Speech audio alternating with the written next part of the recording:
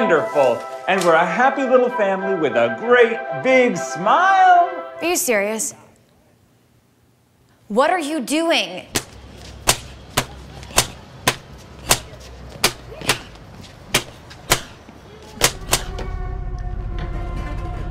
Come on, Peter. Let's just do it.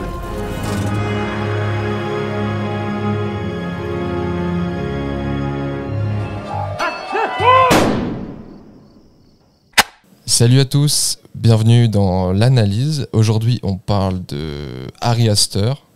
Et pour ce faire, on a l'honneur de recevoir Élise Hussin.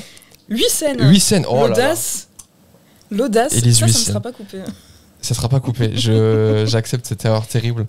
Élise Hussin, que l'on connaît donc de notre école avec Nathan, 3IS, Ouais. qui a réalisé l'exceptionnel film, très bon film de fin d'études, Déclin, C'est gentil, merci. Mais qui ma foi, envoie toujours du pâté, si j'ose dire. ah ouais. Je l'ai revu récemment. Comment? Parce que j'ai traîné sur... Tu sais, ils ont créé un site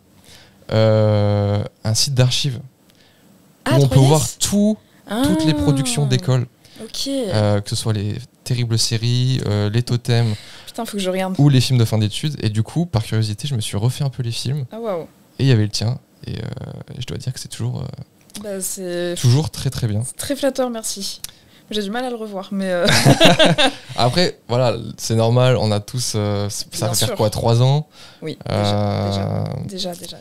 Mais voilà, donc Élise qui il y a Nathan aussi, bien sûr. Pardon, parce que c'est vrai que Nathan est là aussi. Oui, bonjour à tous. Oui, bah là j'étais en train de checker les niveaux parce que malheureusement il faut qu'on investisse. Ça fait longtemps qu'on n'a pas reçu un invité n'importe en présentiel. Hein. Les derniers c'était à distance ou alors avec le prêt d'un certain matériel. Mais là du coup on se retrouve à 3 avec 2 micros. Hein. Donc setup expérimental, mais c'est pas grave, tout est parfaitement nickel puisque je suis désormais ingénieur du son. Et bonjour à tous. Salut Élise. Bah bonjour à tout le monde et bonjour aux auditeurs, on dit. Oui. Ouais, auditeurs. C'est la magie d'enregistrer sans caméra. C'est-à-dire que vous voyez pas à quel point on switch vraiment les micros, c'est fabuleux. Et donc, Élise est venue nous parler de Ari Aster, comme je le disais en préambule. Donc, tu as choisi de venir avec ta petite mallette. Et dans cette petite mallette, il y a Ari Aster et tous ses films. Un homme de 39 ans est rentré dans cette mallette. Et oui, et tu as réussi à le faire rentrer, c'est exceptionnel, c'est fort. C'est fort, je suis magicienne aussi. À mes On va procéder de telle sorte à ce que on va vous proposer du coup une émission en 3 parties, un peu sur le modèle qu'on avait lancé sur Satoshi Kon, qu'il faut qu'on termine un jour. Ça viendra, hein.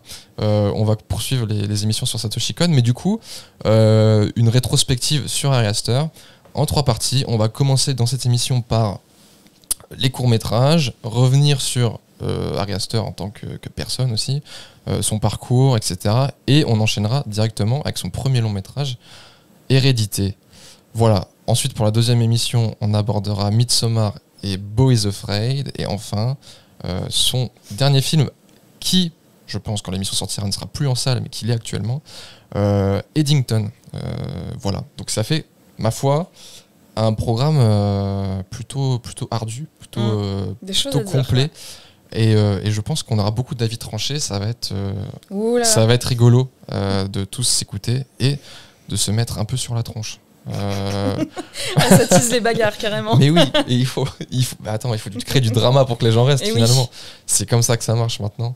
Est-ce que tu veux introduire... Qui veut introduire Ari Aster? Mais alors l'introduire de quelle manière? De le rapport perso qu'on a avec lui ou lui-même tout seul en tant qu'humain? C'est vrai qu'on peut peut-être déjà commencer par dire ce qu'on en pense. Est-ce que l'on aime globalement ou pas? Et ensuite peut-être qu'on peut amorcer sur sa vie et son début de carrière, peut-être, je sais pas. Donc, oui, c'est vrai que, bah tiens, quel est ton affect? Pourquoi es-tu venu avec Ari Aster dans ta petite mallette? Pourquoi Ari? Ari, c'est... La première fois que j'ai vu son travail, c'était Hérédité au cinéma. C'était donc quand il est sorti en 2018. Et j'avais 16 ans. J'étais au lycée. Et c'était un peu ma première séance toute seule au pâté de ma chère ville d'Amiens, où je me suis dit, ok, je vais aller voir un film. Et vu que je suis une meuf casse-couille et que je suis une meuf pas comme les autres, je vais aller voir un film d'horreur. Et je suis allée voir Harry du coup, et en fait j'ai été un peu bouche bée devant ce que j'ai vu, quoi. J'en ai pas vu beaucoup des films d'horreur au cinéma qui m'ont réellement fait ressentir, en tout cas, c'est pas de la peur, de l'angoisse. Et je me suis dit, ah ouais, ce mec-là, il fait des trucs assez intéressants quand même. Surtout pour un premier long métrage, quoi. Non, bah moi malheureusement, Élise, j'ai pas autant de bagages par rapport à lui. Alors c'est vrai que je pense que c'est un réalisateur qui a compté un minimum par rapport à notre rapport à l'école, on va dire, parce que c'est à peu près à ce moment-là où il a sorti ses films. On est tous de la même promo, donc 2019-2022, et donc du coup, c'était surtout la période de Midsommar. C'était la période des soirées films dans la salle commune. Moi, j'en avais vu aucun à l'époque. Le premier que j'ai vu, c'était il y a une semaine. Donc il y a eu Boys Afraid aussi qui était sorti il y a 2 ans, dont j'en avais entendu parler. J'avais pas entendu beaucoup de bien dessus. C'était extrêmement partagé. Et pourtant. Et depuis il y a eu Eddington, dont un certain youtubeur qui s'appelle Padawam a dit que c'était le meilleur film de l'année. Donc je me suis dit, ah curieux. Bon, de toute façon je voulais aller le voir dans tous les cas. Donc c'était plutôt intéressant de commencer à découvrir, voilà, maintenant que qu'Ari Aster a sorti 4 longs métrages, environ 7 à 8 courts, ça dépend effectivement les sources trouvées, parce que bon, c'est des courts métrages, donc ça peut disparaître assez rapidement, surtout si son auteur ou son autrice n'en est pas très fier. Non, je visais personne. Okay. Mais voilà, en tout cas, c'est un sujet super intéressant. Pour ma part, c'est extrêmement divers ce que je ressens par rapport à ces films. On va du rejet presque unilatéral à des films qui sont particulièrement solides. Ce qui est sûr, c'est que tout ce qu'il a fait, moi, je trouve que c'est particulièrement inspiré. On ressent sa patte, c'est clairement un auteur un peu... on a beaucoup parlé de Eggers ensemble, Gillian. Et pour le coup, ouais, je dirais que c'est pas une bonne idée d'étiqueter les réals, mais c'est clair qu'il fait partie de cette génération-là. Et j'irai voir son prochain film, probablement, sans doute, même si sera certainement aussi clivant que ce qu'il a fait par le passé. Quoi qu'on en pense, il a quand même à chaque fois une proposition et il est très identifiable, c'est sûr, qu'on aime ou qu'on n'aime pas. Oui, et puis c'est l'un des porte-étendards du nouveau terme aujourd'hui un peu à la mode, qui est l'elevated horror. Moi, c'est un terme que j'aime pas trop, mais gros guillemets là. L'elevated horror, vraiment, avec donc Jordan Peele et Eggers, comme tu disais, c'est parmi les 3 porte-étendards de ce nouveau style. C'est très péjoratif comme terme. Je pense qu'on pourra en revenir quand on va discuter de ces films, de pourquoi ce terme et pourquoi il fait un peu débat. Mais moi, mon rapport à Ari Aster, pareil, moi, ça a commencé avec Hérédité, qui, pour le coup, a été vraiment, on développera film par film, mais qui a été vraiment une petite claque, quoi. Qui est pour moi un des sûrement peut-être voire l'un des meilleurs films d'horreur de sa décennie, ou voire pour l'instant du 21e siècle même, je dirais. Qui est donc un début en salle très très solide. Et ensuite, je suis un peu comme Nathan. J'ai petit à petit vu ses films, jusqu'à Eddington qui est sorti donc très récemment. J'ai découvert ses courts-métrages, et pareil, ça va du rejet aussi, des trucs très très forts que je ne comprends pas, ou qui me dégoûtent même au point de serrer le poing, finalement, ou vraiment de tomber amoureux de certaines choses, notamment donc, comme je disais, d'Hérédité.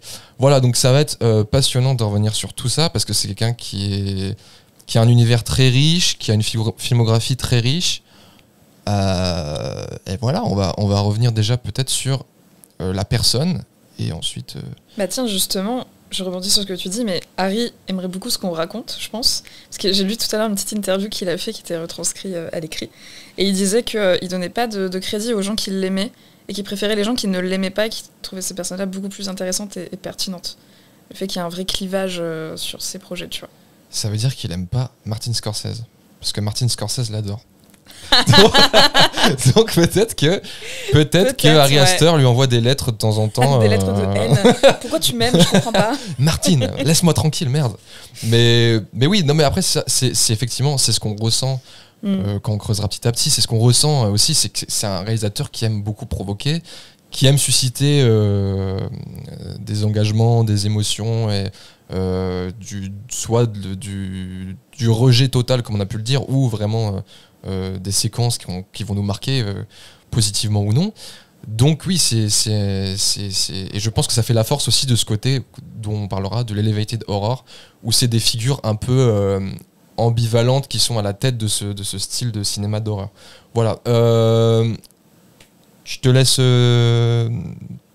parler de Ari Aster un peu, Nathan. Oui, donc là on a effectivement évoqué un peu notre rapport au film, mais alors Ari Aster, qui est-il? Alors déjà il faut préciser, parce que je trouve que c'est pas forcément une évidence par rapport à cette génération liée à l'elevated horror de nouveaux cinéastes. Déjà je voudrais préciser par rapport à Ari Aster que c'est un réalisateur américain avant tout, donc c'est pas forcément une évidence par rapport à certaines inspirations, que ce soit dans ses films ou même dans les films de ses congénères, parce que voilà, par rapport aux influences qui sont souvent européennes, par exemple qu'on retrouve dans Midsommar. Mais voilà, pour commencer, Ari Aster, c'est un jeune cinéaste, hein, il a 39 ans puisqu'il est né en 1986, donc à New York. D'un père musicien, d'une mère poète. Ça aura une importance relative dans sa filmographie, mais il est d'une ascendance juive. Il passera une partie de son enfance également à Chester, en Angleterre, mais aussi au Nouveau-Mexique. Par rapport au fait que ce soit un enfant des années 80-90, il devient rapidement obsédé par les films d'horreur et notamment via les vidéoclubs qui étaient forcément très très populaires à l'époque. Et c'est de là qu'il va commencer à s'intéresser à faire du cinéma, à écrire des scénarios. Et il va notamment obtenir une maîtrise, donc je crois que c'est en 5 ans, à l'American Film Institute, qui est vraiment une école super importante aux États-Unis. Si je ne me trompe pas, c'est une école qui a été créée en 1967 et qui a vraiment vu naître tous les talents du nouvel Hollywood, la plupart que vous connaissez bien, comme Scorsese, Spielberg, Lucas, ou même John Carpenter, qui ne fait pas partie du nouvel Hollywood, mais bon, je l'aime bien, donc ça va. On va quand même en parler rapidement, le citer du moins. Et le premier film, en tout cas apparemment homologué de Ari Aster, c'est un court-métrage qui s'appelle Tales of Two Teams, que j'ai pas réussi à retrouver, qui a été réalisé en 2008, écrit également à l'université d'art et design de Santa Fe, et qui a été soumis, en tout cas le projet a été soumis à l'American Film Institute, ce qui lui permettra d'obtenir une bourse pour poursuivre le conservatoire de l'AFI. Je vais le résumer comme ça, AFI, American Film Institute. Et c'est là que va commencer, on va dire, la carrière pour laquelle on le connaît, en tout cas au premier abord par ses courts-métrages, avec The Strange Things About Johnson en 2011. Donc rapidement, c'est un film qui va connaître un petit succès, notamment au Slamdance Film Festival, donc en 2011, le 22 janvier pour être précis. Et c'est vraiment à partir de ce court-métrage qui va fuiter au courant de l'année 2011, en fin d'année, qui va commencer à acquérir une vraie notoriété sur Internet. Et c'est là où il va pouvoir commencer à rencontrer des collègues de toujours, en tout cas qui ont travaillé sur pas mal de ses films, que ce soit ses courts-métrages ou ses longs-métrages un peu plus tard, avec notamment le producteur Alejandro de Leon et le chef-op Paweł Pogorzelski, c'est pas évident à dire, et avec qui justement ils travailleront sur 5 courts-métrages supplémentaires entre 2011 et 2016. Et c'est ces courts-métrages dont on va vous parler assez rapidement dans la suite de cet épisode, avant de passer justement sur Hérédité, parce que ça reste des films qui ont continué, malgré le fait qu'on était sur des budgets grandissants ensemble. Voilà. Julien, tu veux commencer pour Strange Things About Johnson ? Alors, avant ça, j'aimerais qu'on revienne. Je crois qu'avant Strange Things About Johnson, il a fait donc le court-métrage que tu citais, qui est, je crois, introuvable. Mais avant ça, il en a fait 2 autres. Un qui est un peu plus, entre guillemets, carré, hein, et le deuxième qui est un peu une petite blague. Le premier, c'est Herman's Cure All Tonic. Mon accent est très bon, comme vous pouvez l'entendre. Toi, tu l'as vu, Élise ? Ouais, je l'ai vu. Alors, qu'est-ce que tu en as pensé de ce court-métrage, de ce premier ou deuxième court-métrage, du coup, si on peut dire ça. Ouais, c'est un peu compliqué parce que j'ai l'impression que sa réelle filmographie, elle commence vraiment à partir du cours sur les Johnson. Parce que là, il a réalisé le projet, mais je ne crois pas qu'il l'ait écrit.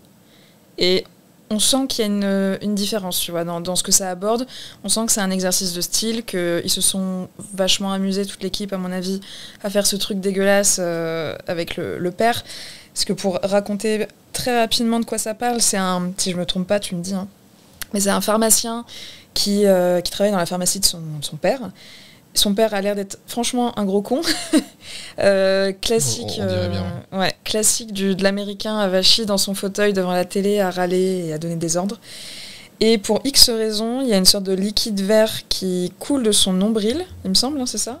C'est un En tout truc cas, du ça- style et on ouais. n'identifie pas On trop au sait pas début trop ce que c'est. ouais. Ça coule de son nombril et pour X raisons, le pharmacien décide de récupérer ce liquide étrange et de le vendre à ses clientes qui sont elles aussi agaçantes. Oui. Qui sont vraiment pareil, les mégères américaines, très Desperate Housewives, très pia-pia, quoi. Mm.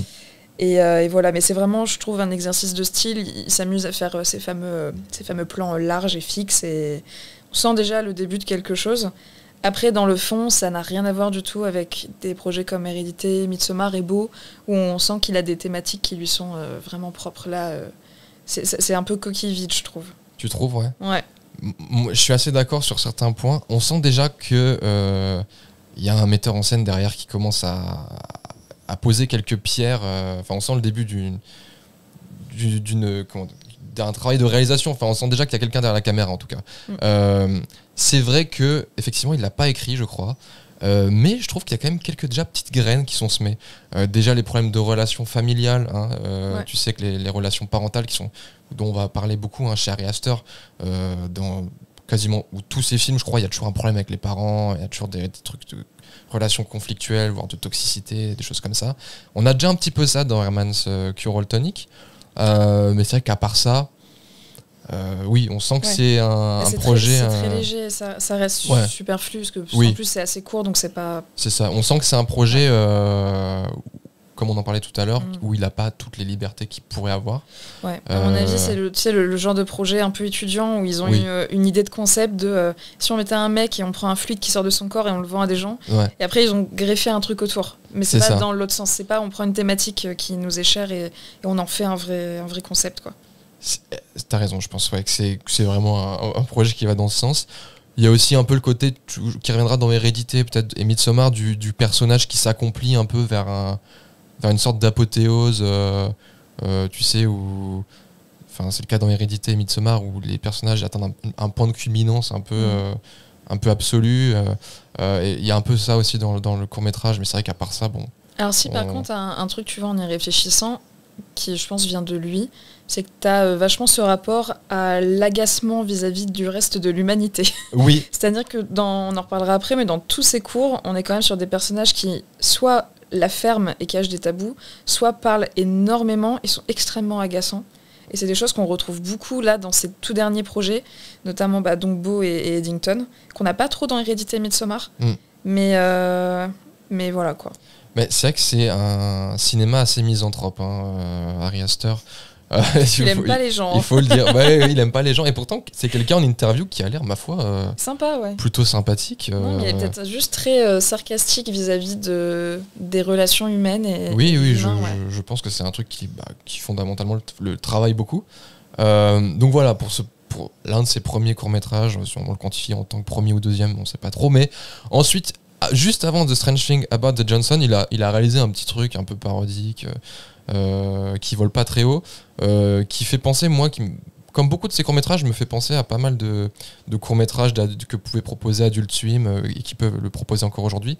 Ça s'appelle TDF Really Works. C'est un très très court métrage. Comment résumer ça ? C'est quelqu'un qui parle à son pote de pouvoir flatuler avec son pénis à l'aide d'un objet. J'ai pas vu ça. Et c'est une sorte de pub en mode si vous voulez flatuler avec votre pénis, vous pouvez. Attention, selon certaines règles, votre pénis risque d'exploser ou de machin. Voilà. Pourquoi pas ? Et je trouve que là, on a déjà un petit peu le côté Ari Aster, parfois un peu de mauvais goût. Ouais. Parfois un peu, tu dis bon. Un peu on fait tourner les serviettes dans un sens, mais. Un peu. je trouve un peu comme ça, tu vois. Même limite un poil edgy des fois. Mais voilà, je pense que c'est surtout une petite vanne entre potes, ce court-métrage, honnêtement.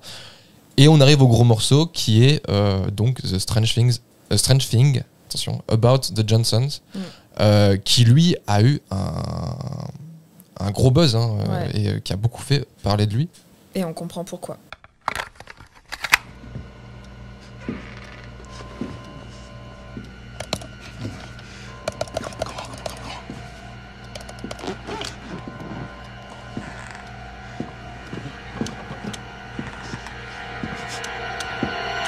Hey, Pop. Oui, donc là, comme vous le disiez, c'était quand même jusque-là des courts-métrages, voilà, soit sans énormément de personnalité par rapport à sa carrière, soit des petites blagues très courtes. Et là, moi, je savais même pas que c'était le cours qui suivait, mais 29 minutes. 29 minutes avec un casting quand même assez complet. Moi, je citerai principalement les 3 protagonistes, mais on est quand même sur un petit peu plus que ça, avec pas mal de lieux de tournage différents. Enfin, clairement, c'est assez intéressant de se dire qu'il passe directement à une telle prod qui fait limite plus court-métrage étudiant. On est clairement sur la gamme au-dessus. Et donc, de quoi ça parle, Strange Things About the Johnson ? Pour résumer assez simplement, on est quand même sur une thématique qui va revenir souvent, c'est-à-dire du drame familial proche de l'horreur ou complètement dans l'horreur. Ça dépend plus de la façon dont ça va être tourné. Mais voilà, comme son titre l'indique, ça parle d'une famille dont le père va se retrouver un peu malgré lui. Moi, je considère que c'est par rapport à une attitude qu'il a eue lorsque son fils était jeune, qui va se retrouver martyrisé par son fils qui est sexuellement attiré par lui et qui va petit à petit le consumer, que ce soit mentalement, psychologiquement et physiquement, tout le long de son évolution, c'est-à-dire l'évolution du gamin qui s'appelle Isaiah, donc de ses 11-12 ans à 25-26 ans, alors que lui-même se marie avec une jeune femme, quoi. Ouais, martyrisé, c'est même léger, tu peux dire qu'il est victime d'abus sexuels. Ouais, tout à fait. Complètement. J'avais pas le terme, mais. Et non, t'inquiète. Mais ouais, non, c'est en vrai, c'est un sujet assez grave et le père est complètement victime d'un échange de rapports de force avec son fils. Donc le début du court métrage, on a vraiment, on commence par le fils qui est préadolescent et qui fait ses petites affaires sous la couette devant une photo qu'on ne voit pas. Le père malencontreusement rentre dans la pièce et comme un bon père vraiment franchement sympa s'excuse auprès de son fils, s'excuse d'avoir violé cette intimité et de ne pas avoir toqué. Il y a une discussion assez touchante où il lui explique que tout le monde fait ça et il n'y a rien de grave vis-à-vis de la masturbation. Et après on a l'horreur de découvrir que la photo était en fait une photo du père plus jeune, quoi. C'est atroce. Ouais, mais le mec est beau gosse quand même. Ouais, non mais enfin juste avant, il y a quand même un moment où les deux se disent I love you. Ils disent qu'ils s'aiment parce que le père aime son fils d'une manière paternelle, quoi. Et là, le fils, lui, en fait, c'est pas du tout ça. C'est qu'il a une obsession. Il le prend pas comme ça. Ouais. Et je trouve ça intéressant que ce soit dans ce sens-là, tu vois. C'est souvent les parents qui sont abusifs. Je sais pas trop comment dire. Ça peut se dire les deux, je pense. Qui vis-à-vis de leur enfant, là, c'est l'inverse.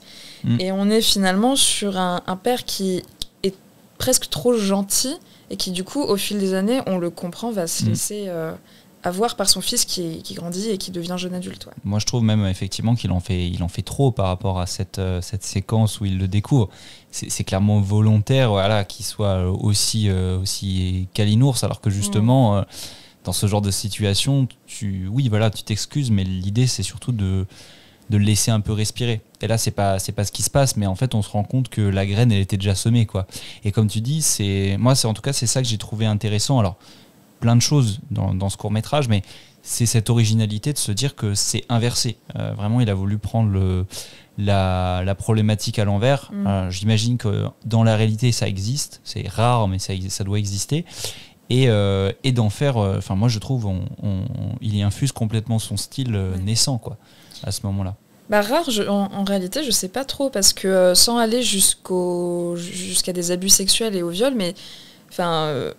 On se sait, on a tous connu Énergie 12 et Pascal le grand frère. Je veux dire, on a beaucoup d'adolescents dans cette tranche d'âge-là qui, en devenant jeunes adultes, prennent le dessus sur leurs parents et inversent un rapport de force. Ah, mais moi je parlais pas de ça. Tu parlais de quoi ? Je parlais pas du rapport de domination. Je parlais de la pulsion. D'accord. La relation amoureuse. Alors bon, on pourrait lier ça au complexe d'Oedipe si on voulait faire un peu de psychologie de comptoir. Tu peux, hein. Mais parce que moi, c'était ça projets, spécialement dont je parlais. Parce qu'effectivement, oui, comme tu le disais, oui, pour le coup, la domination psychologique et physique sur ses parents, ça peut arriver très vite lorsqu'on est dans un milieu défavorisé ou donc on peut avoir des problèmes psychologiques liés à des traumatismes ou quoi. Là, c'est pas tout à fait pas tout à fait ça. Ils sont pas du tout défavorisés en plus. Le père a une carrière, si je me souviens bien, d'auteur, de poète. Ils ont une sacrée baraque quand même. C'est des jeunes bourgeois, je pense. Ils sont dans un quartier résidentiel assez huppé. Mais justement, c'est aussi un parti pris de montrer que ça n'arrive pas que dans des familles classiques. Tout à fait, ouais. Voilà, où il y a des problèmes effectivement avec les jeunes.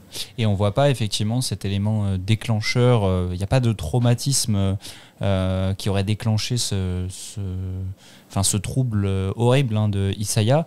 Et d'ailleurs, en ajoutant à ça, c'est qu'il y a aussi d'autres choses qui sont extrêmement étranges. C'est déjà le fait qu'il déteste sa mère au point même de ne plus la considérer comme sa mère, et aussi du fait d'avoir une femme pareil qu'il ne considère pas, dont il se sert un peu comme un leurre, quoi. Et donc ça c'est particulièrement troublant, notamment avec la scène dans son mariage où il va plus ou moins violer son père à l'abri des regards, quoi. Ouais. C'est pareil, c'est un viol, hein, parce que lui faire une fellation. On voit que le mec est pas content d'être là, quoi. On voit pas très bien ce qui se passe, mais ce qui est sûr, c'est que c'est la mère qui est spectatrice, donc c'est là où on se rend compte que on sait pas depuis quand est-ce qu'elle le sait, mais c'est potentiellement elle le découvre à ce moment-là, je crois, réellement. En tout cas, elle en prend conscience à ce moment-là. Et ce qui est assez fort, c'est qu'elle décide de complètement se taire. Ouais, et d'ailleurs c'est pas le seul moment où elle se taira en essayant de nier l'évidence, ou en tout cas de ne pas intervenir. Y a le moment très fort où pareil, tout est fait en hors champ, évidemment aussi pour des raisons de c'est un de ses premiers gros projets. On va pas commencer à montrer à l'image concrètement des viols, mais il y a quand même suggéré que le père se fait violer dans la salle de bain. Ah oui, et la mère augmente le volume de la télévision pour cacher les bruits, les cris du père, quoi. C'est hardcore, c'est horrible. Alors moi, je vais être le relou parmi les trois. J'aime pas du tout le film, mais c'est ok. Et c'est ok. Non, parce que je trouve que le film a été fait pour de mauvaises raisons. Parce que, comme on le disait un peu précédemment, en fait, je comprends tous vos points de vue là, c'est très intéressant. Je le prends aussi un peu comme ça, mais on a bien vu qu'avant ça, Ari Aster, il aimait bien être juste provoque pour être provoque. Et déjà, le film, franchement, je le trouve long et très. Je pense qu'en 10 minutes, on avait compris, quoi. Je suis pas certain que les 30 minutes soient vraiment nécessaires. Je suis pas fan. J'aime pas trop comment est écrit la mère. Je trouve ça un peu bizarre. Enfin, passons ça. Mais en ayant vu le film, je me suis dit, mais attends, mais là, juste, il essaie d'être provoque pour être provoque. Est-ce que vraiment il pense sincèrement raconter quelque chose ? Est-ce qu'il il a vraiment envie de raconter l'inceste? Est-ce qu'il a vraiment envie de raconter les rouages de domination, comme tu disais, de contraindre physiquement du coup le père à faire des choses? Du coup, effectivement, on se projette sur le fait que d'habitude c'est un parent ou un oncle ou quelqu'un de la famille qui va faire subir ce genre de choses à un enfant. Je suis pas sûr que ça soit quelque chose qui travaille Ari Aster. Du coup, je me suis un petit peu renseigné et lui-même le dit en interview en fait. Il le dit, je vais paraphraser du coup ce qu'il dit. J'étais à AFI, donc c'était là où il faisait son école, c'est ça? C'est son école de cinéma, qui était une sorte d'école qui nous préparait à l'industrie du cinéma hollywoodienne. Elle était très orientée vers le cinéma hollywoodien et voulait nous entraîner à devenir des réalisateurs de films hollywoodiens. Les films qu'il montrait et qu'il présentait étaient très politiquement corrects. Des films à Oscar. Et je me suis dit, quelle est la pire chose que je pourrais faire? Je me suis posé la question, qu'est-ce que je peux faire? Et ce que j'ai fait, c'est ce film. Donc, je pense que ce film a été fait pour des raisons qui ne sont pas du coup...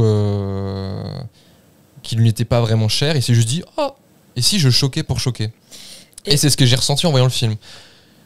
Voilà, c'est tout. Moi, j'ai pas aimé le film et quand j'ai vu cette interview, ça m'a encore plus énervé. Et en même temps, tu vois, je pense que il est peut-être pas très conscient de ce qu'il a fait, parce que ça fait tellement écho à ses projets suivants de long métrage.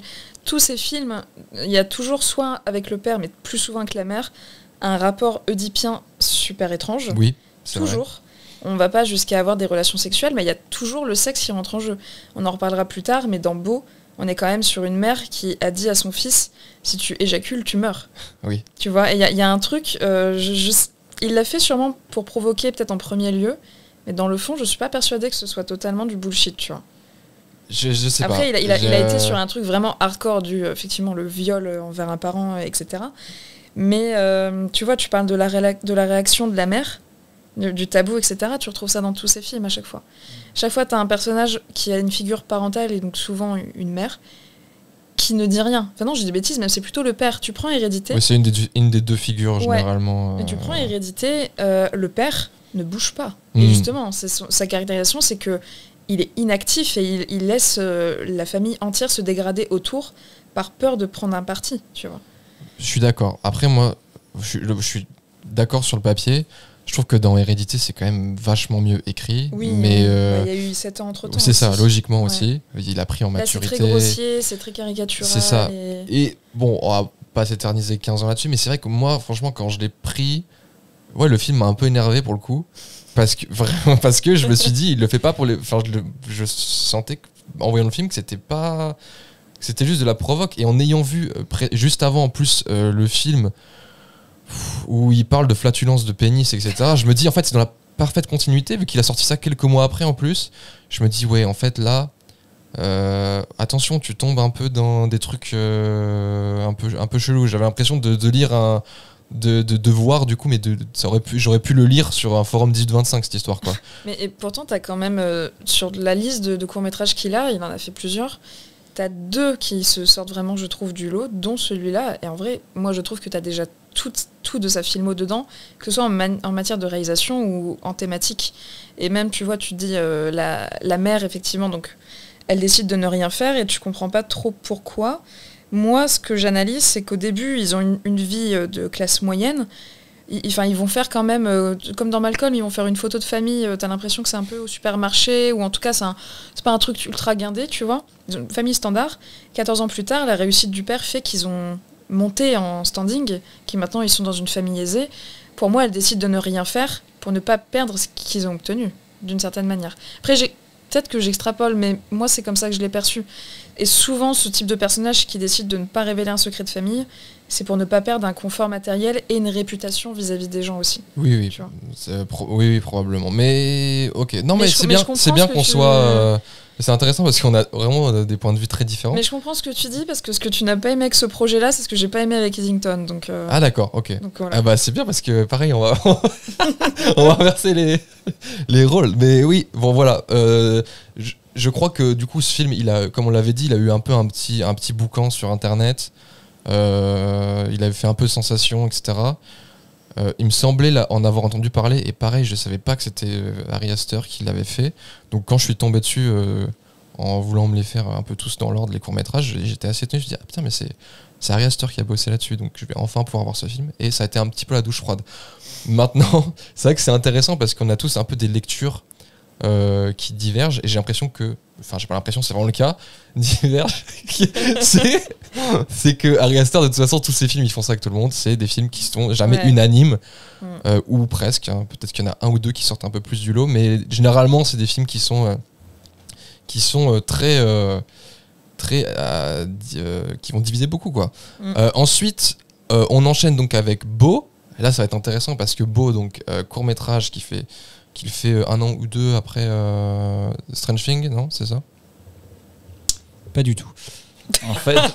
En fait, c'est vraiment le film qui fait d'affilée parce que de quoi? C'est bien. Super, je suis. Moi, j'aime bien les dates. T'as bien bossé tes infos. Non, mais alors déjà, faut noter que le protagoniste de Beau, hein, qui est quasiment le seul acteur, bah, c'est aussi Billy Mayo qui jouait l'acteur du père dans Strange Things About the Johnsons. Et d'ailleurs, je le place maintenant, mais c'est lui qui devait jouer à la base Beau dans Beau is Afraid. En tout cas, c'était la volonté d'Ari Aster, mais malheureusement, il est décédé en 2019. Et donc du coup, comme d'ailleurs le précédent film, on a aussi un petit caméo de Ari Aster dans ce film qui dure, cette fois on est quand même passé d'un extrême à l'autre, parce qu'on est passé de quasiment 30 minutes pour son précédent à seulement 6. Et évidemment, on change pas d'équipe qui gagne, hein. C'est toujours produit par Alejandro de Leon et photographié par Pavel Pogorzelski, j'arriverai à le dire un jour. Mais tout ça pour dire que on reste encore sur des petites productions, pas forcément beaucoup plus d'infos, mais voilà, de quoi ça parle Beau, c'est quand même très différent de Strange Things About the Johnsons. Et pour moi, à travers assez rapidement, en fait, on va pouvoir cerner les thématiques principales de Ari Aster à travers juste ses premiers courts-métrages, donc j'inclus ceux que j'ai pas vus, parce que Beau, c'est une sorte de high concept. C'est tout simplement l'histoire d'un homme qui veut rejoindre sa mère, en tout cas, et prendre l'avion pour ça, qui va oublier quelque chose dans son appart, ses affaires vont se faire voler, il va retourner dans son appartement et se rendre compte que il y a littéralement tout le monde qui lui veut du mal.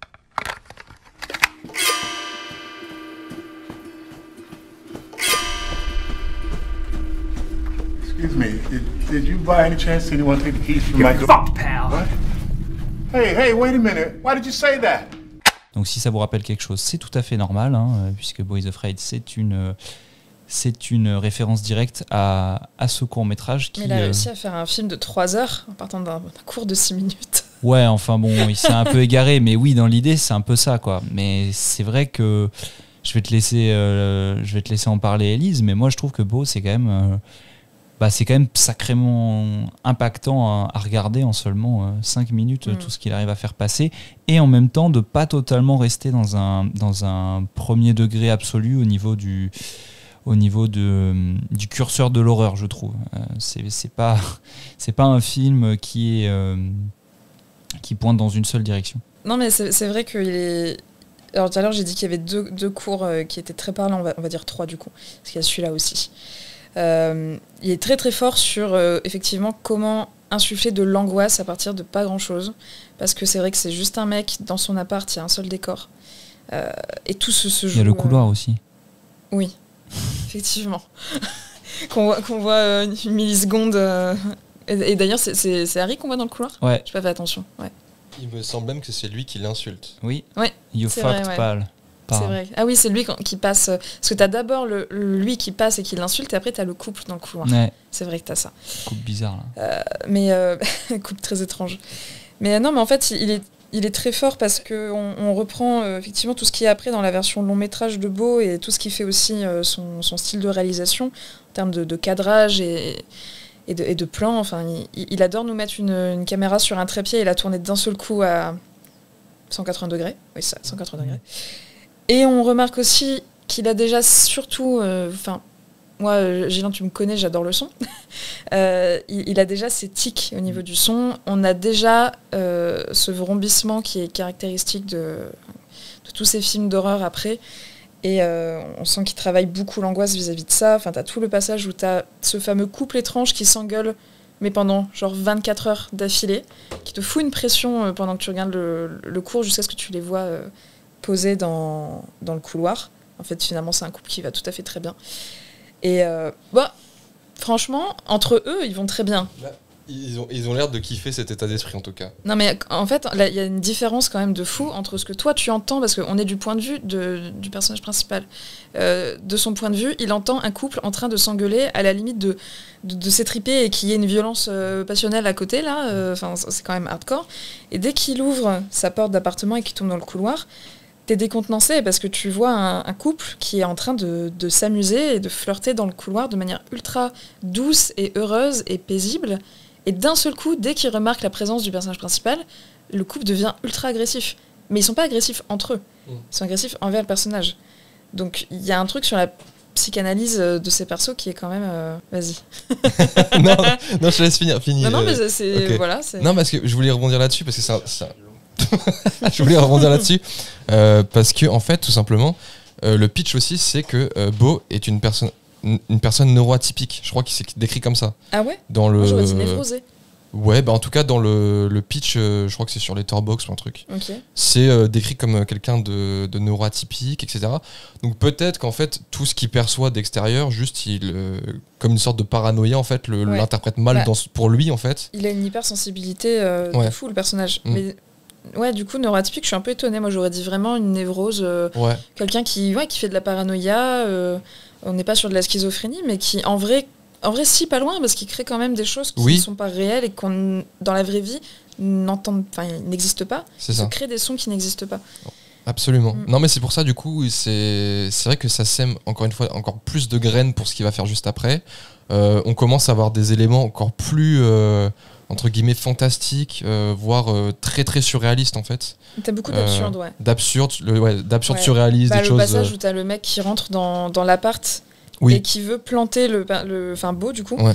Et en voulant planter Beau, donc il a une sorte de couteau suisse là, rétractable. Et en voulant planter, ça ne transperce pas Beau et du coup ça se referme sur son doigt et ça lui coupe le doigt. Ouais. Et le mec, il crie. Et il s'en va, mais pas en courant. Ouais. Il s'en va penaud. Ouais. Genre, et juste, il crie. Et qu'est-ce qui se passe?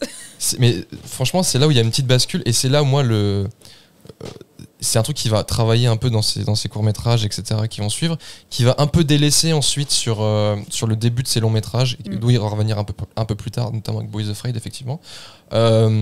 Mais oui, parce que même la fin, moi j'adore le truc du couteau, c'est très drôle aussi, devant la porte, là, le système, à la maman j'ai raté l'avion, là, c'est super cool. Et la fin, où en fait la personne qui l'appelle, elle a des mains, c'est quoi? Oui, la représentation de sa mère. Sa mère qui est monstrueuse, du coup. Qui est monstrueuse, ouais, c'est ça, qui est une sorte de monstre, de créature.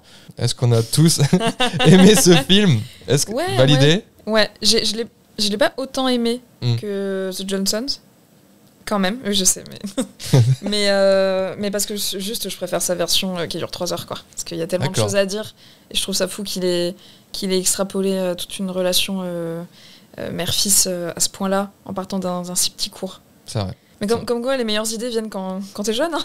Oui. En vrai, parce que là pour l'instant tout ce qu'il a fait jusqu'à maintenant c'est du dérivé de ce qu'il a proposé en court-métrage quasiment. C'est la philosophie un peu rockstar, quoi. Tout est bon quand on est jeune. Donc pareil, validé en vrai. Toi, Nathan, du coup, j'imagine que pareil, Beau, c'est validé. Je sais plus, je l'ai pas dit tout à l'heure.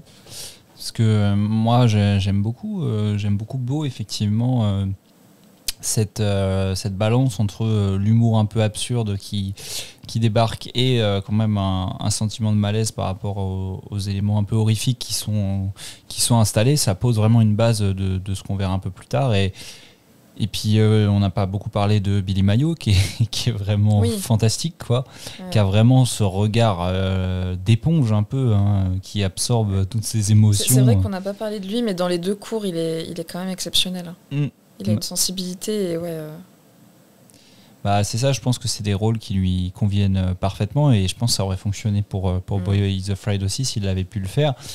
Et ouais, pour le coup, Beau, je trouve que c'est vraiment une réussite totale. En plus, ça se regarde très facilement de par sa durée. Donc oui, c'est validé sans problème. Je pense que vous pouvez aller le voir facilement en plus. 10 sur 10, ça rit. Donc ensuite, il y a une petite pause quand même de 3 ans. Cette fois, les dates, je triche. Je n'ai pas de tête parce que ça a été un désastre tout à l'heure. 3 ans entre Beau et Munchausen, qui est, pour moi, peut-être mon court-métrage préféré moi aussi. d'Ari Aster, qui est... bon, alors, pitchons rapidement. C'est l'histoire d'un gars qui quitte le foyer familial et donc sa maman... Qui va à la fac, en fait. Qui va à la fac, Ouais. voilà, effectivement. Et donc sa maman, avec qui il a l'air très très proche, et surtout elle qui a l'air très très attachée à son fils, en fait. Et le film, c'est un film muet déjà. C'est un film muet.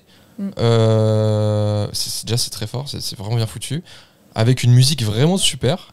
Avec des idées de mise en scène, de cadre, de transition, de montage.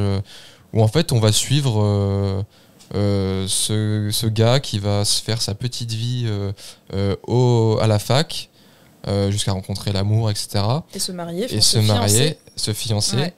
Jusqu'au moment où en fait, Tintin, Plot twist. peut-être que c'est pas ce qui s'est passé. Oui, peut-être que c'est une projection. Peut-être que c'est une projection et peut-être que la maman a fait quelque chose de terrible.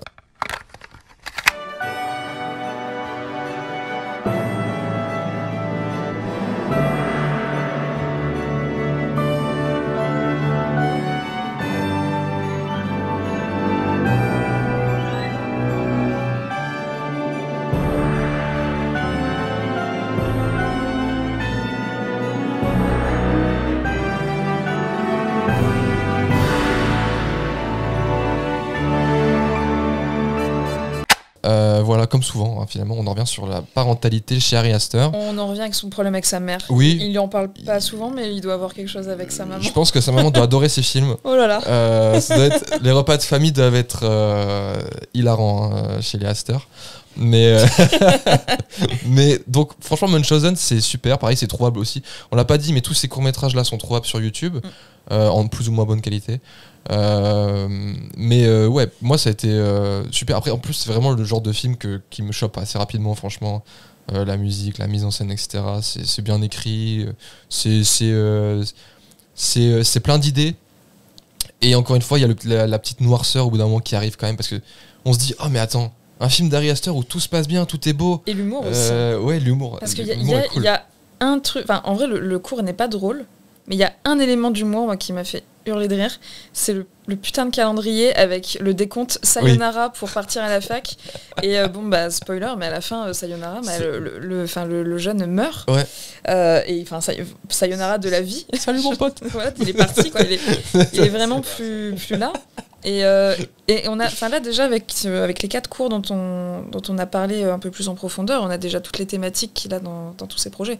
Problème avec les parents, une mère envahissante, voire castratrice, et puis le deuil, parce que finalement c'est un film qui parle de la perte, à la base de la perte de mon fils s'en va à la fac, je suis abandonnée, je me retrouve sans but dans la vie, donc elle le perd, et finalement à la fin elle le perd vraiment, puisque à cause d'elle il décède, quoi. Ouais. Et encore un père attentiste. Enfin, du coup, une des deux figures parentales. Ouais. Mais c'est vrai que c'est plus souvent le père. Qui est complètement absente. Enfin, qui. Même le décès du fils, on dirait qu'il s'en fout un peu, quoi. Il est là, le match de foot à la télé, quoi. Ouais. Mais oui, et puis même, je trouve qu'il prend de l'aplomb stylistiquement. Il y a un truc où vraiment, là, tu sens qu'il y a. Là, c'est la naissance. Pour moi, c'est à ce moment-là où on a vraiment, peut-être déjà beau créer un peu ça, mais la naissance d'un vrai réalisateur, quoi. Ouais. D'un bon et vrai réalisateur. Et ça, c'est 4 ans avant Hérédité. puis, c'est 2018 Hérédité. Puis il y a des prémices au niveau de son style vis-à-vis de Midsommar. T'as déjà Oui. du coup le title card du Absolument. court-métrage qui est dans un style très du Nord, Norvège, Ouais. Suède, broderie. Ouais, très scandinave Très scandinave, ouais. dans Et l'idée. que tu retrouves après dans Midsommar pour les chapitrages en fait. Ouais, bah voilà, Nathan, peut-être que tu as des choses à en dire aussi pour ta part. Non, mais oui, comme vous disiez, déjà, non, j'allais dire Basically. Munchausen, bah effectivement, ça, non, je l'ai bien dit. Hein. Ça a fait référence au syndrome de Munchausen, donc qui est lié au baron de Munchausen, hein, qui est un syndrome qui te fait imaginer des choses qui ne sont pas réelles. Hein. On est proche, je sais pas si c'est vraiment pertinent, mais on serait proche d'une sorte de mythomanie mentale, hein, en quelque sorte. Et l'idée, c'est que on a dans Munchausen insufflé un style un peu à la Pixar. Ça, c'est clairement une volonté qui a été donnée. Notamment aussi au niveau de la photographie, toujours celle de Paweł Pogorzelski. J'ai du mal, mais là je trouve que c'est une photographie déjà qui a beaucoup plus de personnalité parce que c'est un film qui se passe énormément dans des songes en fait, dans les songes de la mère et qui sont liés à une terrible réalité qui est tout autre. Et je trouve qu'effectivement il y a beaucoup d'éléments visuels qui seront implémentés dans ces futurs films, notamment cette introduction en broderie qui me fait pas mal penser au tout début d'Hérédité, qui se passe dans ces fameuses maisons miniatures que fait Toni Collette. Et à part ça, j'ai remarqué qu'il y avait quelques petits gimmicks de réalisation qui commençaient, notamment on a beaucoup ce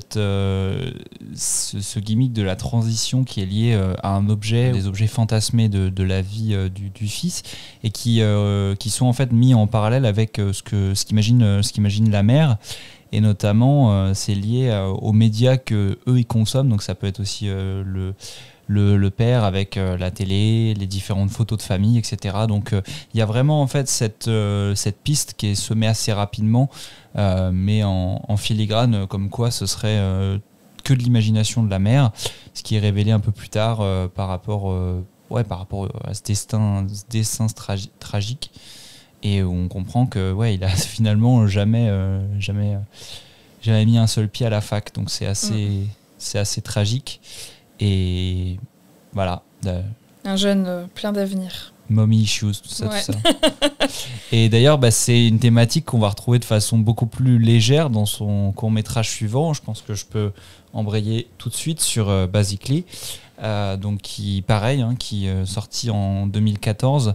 Cette fois, qui est produit par un autre monsieur qui s'appelle Ethan Webman. Toujours Paweł Pogorzelski à la photographie. Et un jour il y arrivera. Ouais, vas-y, t'as pas essayé. Et on est pareil sur à peu près la même durée, une quinzaine de minutes, 14 minutes pour être précis. Et là par contre c'est un petit peu différent parce qu'on a un point de vue qui est quasiment unique, qui est celui d'une jeune fille qui s'appelle Shandy Pickles, jeune femme plutôt, qui vient d'un milieu assez aisé. Il me semble qu'elle vit à Los Angeles dans la grande villa familiale de sa mère actrice. De sa mère. Ouais. Elle est actrice ? Anciennement actrice, ouais. Elle a du pognon, quoi. Oui. Voilà. Une ancienne vedette. Une ancienne vedette, ok. My dad's like this crazy Renaissance man. My mom calls him a sociopath, but that's just the rejection talking. She likes to say that he left me too, but I'm not the one who gave him a heart attack and she's not the one who talks to him every other day. Anyway, he's got this Asian family now with some environmentalist slut he met in Maui, so he basically just escaped from Alcatraz to lock himself in San Quentin. But the point is, he dabbles. He owns a couple of magazines and he manages a bunch of buildings and he made a shitload on the stock market, although he likes to threaten that times are tough and it's time to scale back, which of course never actually happens. Shandy, did you clean the pool? Yes, did you fix your car yet? Well, my car is my car, so it doesn't really concern you, does Is it? the pool my pool? Because that does seem to concern me. Et effectivement, c'est un film, c'est un court-métrage qui va aborder une façon de mettre en scène l'histoire assez différente, qui va débuter avec un long plan fixe, si je me souviens bien, dans le salon de sa mère, que je trouve assez difficile de distinguer qui parle. Alors, je sais pas si ça vous l'a fait, mais j'ai eu cette impression que il y avait un léger décalage son par rapport à... Ou en tout cas, il y avait une... J'ai eu un peu de mal au début à percevoir qui parlait, etc.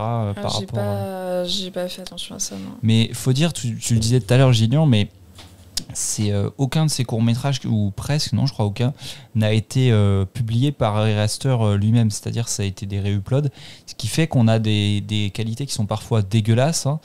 Et également, il y a certains courts-métrages qui ont des vrais problèmes d'encodage. Alors que ce soit au niveau du son où c'est léger, mais il y a des gros artefacts. Je me demandais si c'était volontaire ou pas au niveau de l'image. Et donc, ce qui fait que c'est un peu dommage parce que ça dégrade un peu l'expérience. Mais en tout cas, dans Basically, c'est l'histoire de cette gamine qui se plaint de tout et de tout le monde. Alors que elle est trop bien, quoi. Elle est trop cool, c'est la future actrice en devenir. Et c'est là où effectivement moi le film m'a un minimum cueilli. C'est pas son plus passionnant, même si je trouve que c'est aussi un terrain d'expérimentation pour travailler ces cadres, parce que c'est souvent Shandy qui parle à la caméra, soit en plan fixe, soit dans des petits travelling ou des panneaux devant des lieux superbes. Déjà rien que ça, c'est son premier cours à faire, à briser le quatrième mur, et on s'adresse directement au spectateur, et le reste n'est que du décor quasiment.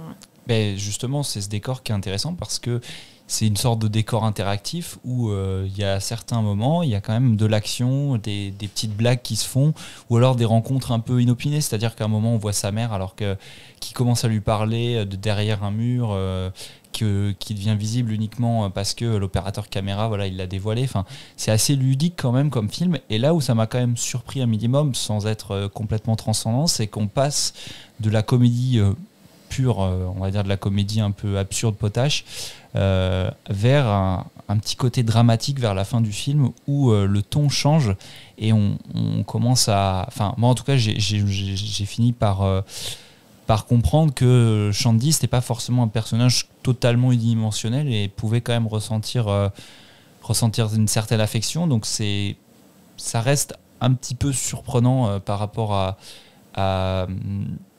sa façon d'écrire ses personnages, et ça reste un cours assez original par rapport à ça. D'ailleurs, un peu rien à voir, mais si quand même, l'actrice principale, Rachel, c'est pas la personne qui joue Loïs dans Superman, dans le dernier? Si. Merci. Absolument. Merci, je suis trop contente. Attends, je crois. Il y a des Rachel, il n'y en a pas 36. Si, je crois que c'est elle. Je crois que c'est elle, ouais. Putain, fière de moi de l'avoir reconnue. Waouh. Ouais. Petite ref à Superman, il faut... Allez-y. Ouais, il sera plus en salle à mon avis quand vous entendrez tout ça, mais quel bon film. C'est vrai. James Gunn à Cook encore. Donc oui, toi, est-ce que ce film tu le... Comment je le prends? Comment est-ce que... On va faire une tier list, je rigole. C'est une tier list des courts-métrages d'Ari Aster. C'est vrai que déjà, je sais pas comment tu le prends toi, c'est que Nathan, t'as assez bien résumé le truc. T'as bien résumé la chose. C'est vrai que, encore une fois, on en revient sur un personnage qui est misanthrope. On a une cassure au niveau... Je trouve que c'est intéressant parce que la mise en scène comparée à Munchausen, c'est très différent. Enfin, on a beaucoup de plans fixes, on joue avec les cadres longs, on a un personnage qui débite beaucoup, là où on était sur un film muet juste avant en plus. Donc il y a, on sent que Ari Aster, c'est quelqu'un qui aime toujours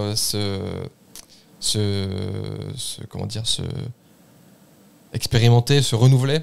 Et il le fait bien avec Basically. Moi, c'est pas un film qui m'a forcément ultra chopé ou marqué, mais c'est un film sympa, et je sais pas, c'est pas un film que je retiens, mais c'est pas un film que je c'est un petit générique sympa, je sais pas. Ouais, c'est d'accord.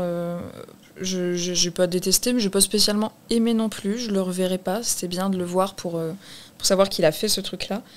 Moi, je suis pas. C'est ce que je reproche. Encore une fois, on en parlera plus tard. Ce que je reproche un peu à Eddington, mais je suis pas très fan des projets où tu as un personnage qui te prend la jambe et qui te parle, soit directement, soit indirectement, et qui essaye de t'expliquer sa vie et la vie en général pendant 15 minutes.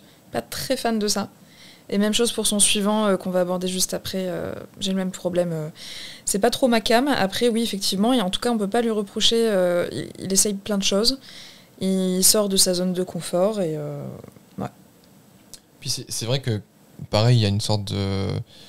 Ouais, le personnage, il y a une sorte de glissement où, comme tu disais, Nathan, en fait, au début, on peut trouver un peu le personnage irritant, et petit à petit, on comprend que c'est un personnage qui a des névroses, mais qui est marqué par des événements tragiques, qui l'ont beaucoup travaillé, et on comprend que c'est quelqu'un aussi qui est un peu un personnage un peu autodestructeur, hein, qui prend des substances, qui boit, etc. Donc ouais, je sais pas, il a voulu raconter un peu, peut-être que c'est des gens qu'il a pu rencontrer, c'est des parcours de vie qu'il a pu rencontrer à Los Angeles, parce qu'Ari Aster connaît bien cette ville. On le verra aussi avec l'un de ses autres courts-métrages, c'est la vie notamment, qui reprend un peu ce modèle, quoi. Et voilà, donc avant C'est la vie, il y en a eu un autre, ou c'est après? Non, c'est avant, c'est The Turtle's Head. Je sais plus dans quel ordre. Je crois que c'est The Turtle's Head. C'est la vie, c'est le dernier. Ouais, donc il y a The Turtle's Head et ensuite C'est la vie. Donc là, on entame les 2 derniers courts-métrages. Alors, The Turtle's Head. The Turtle's Head, comment dire?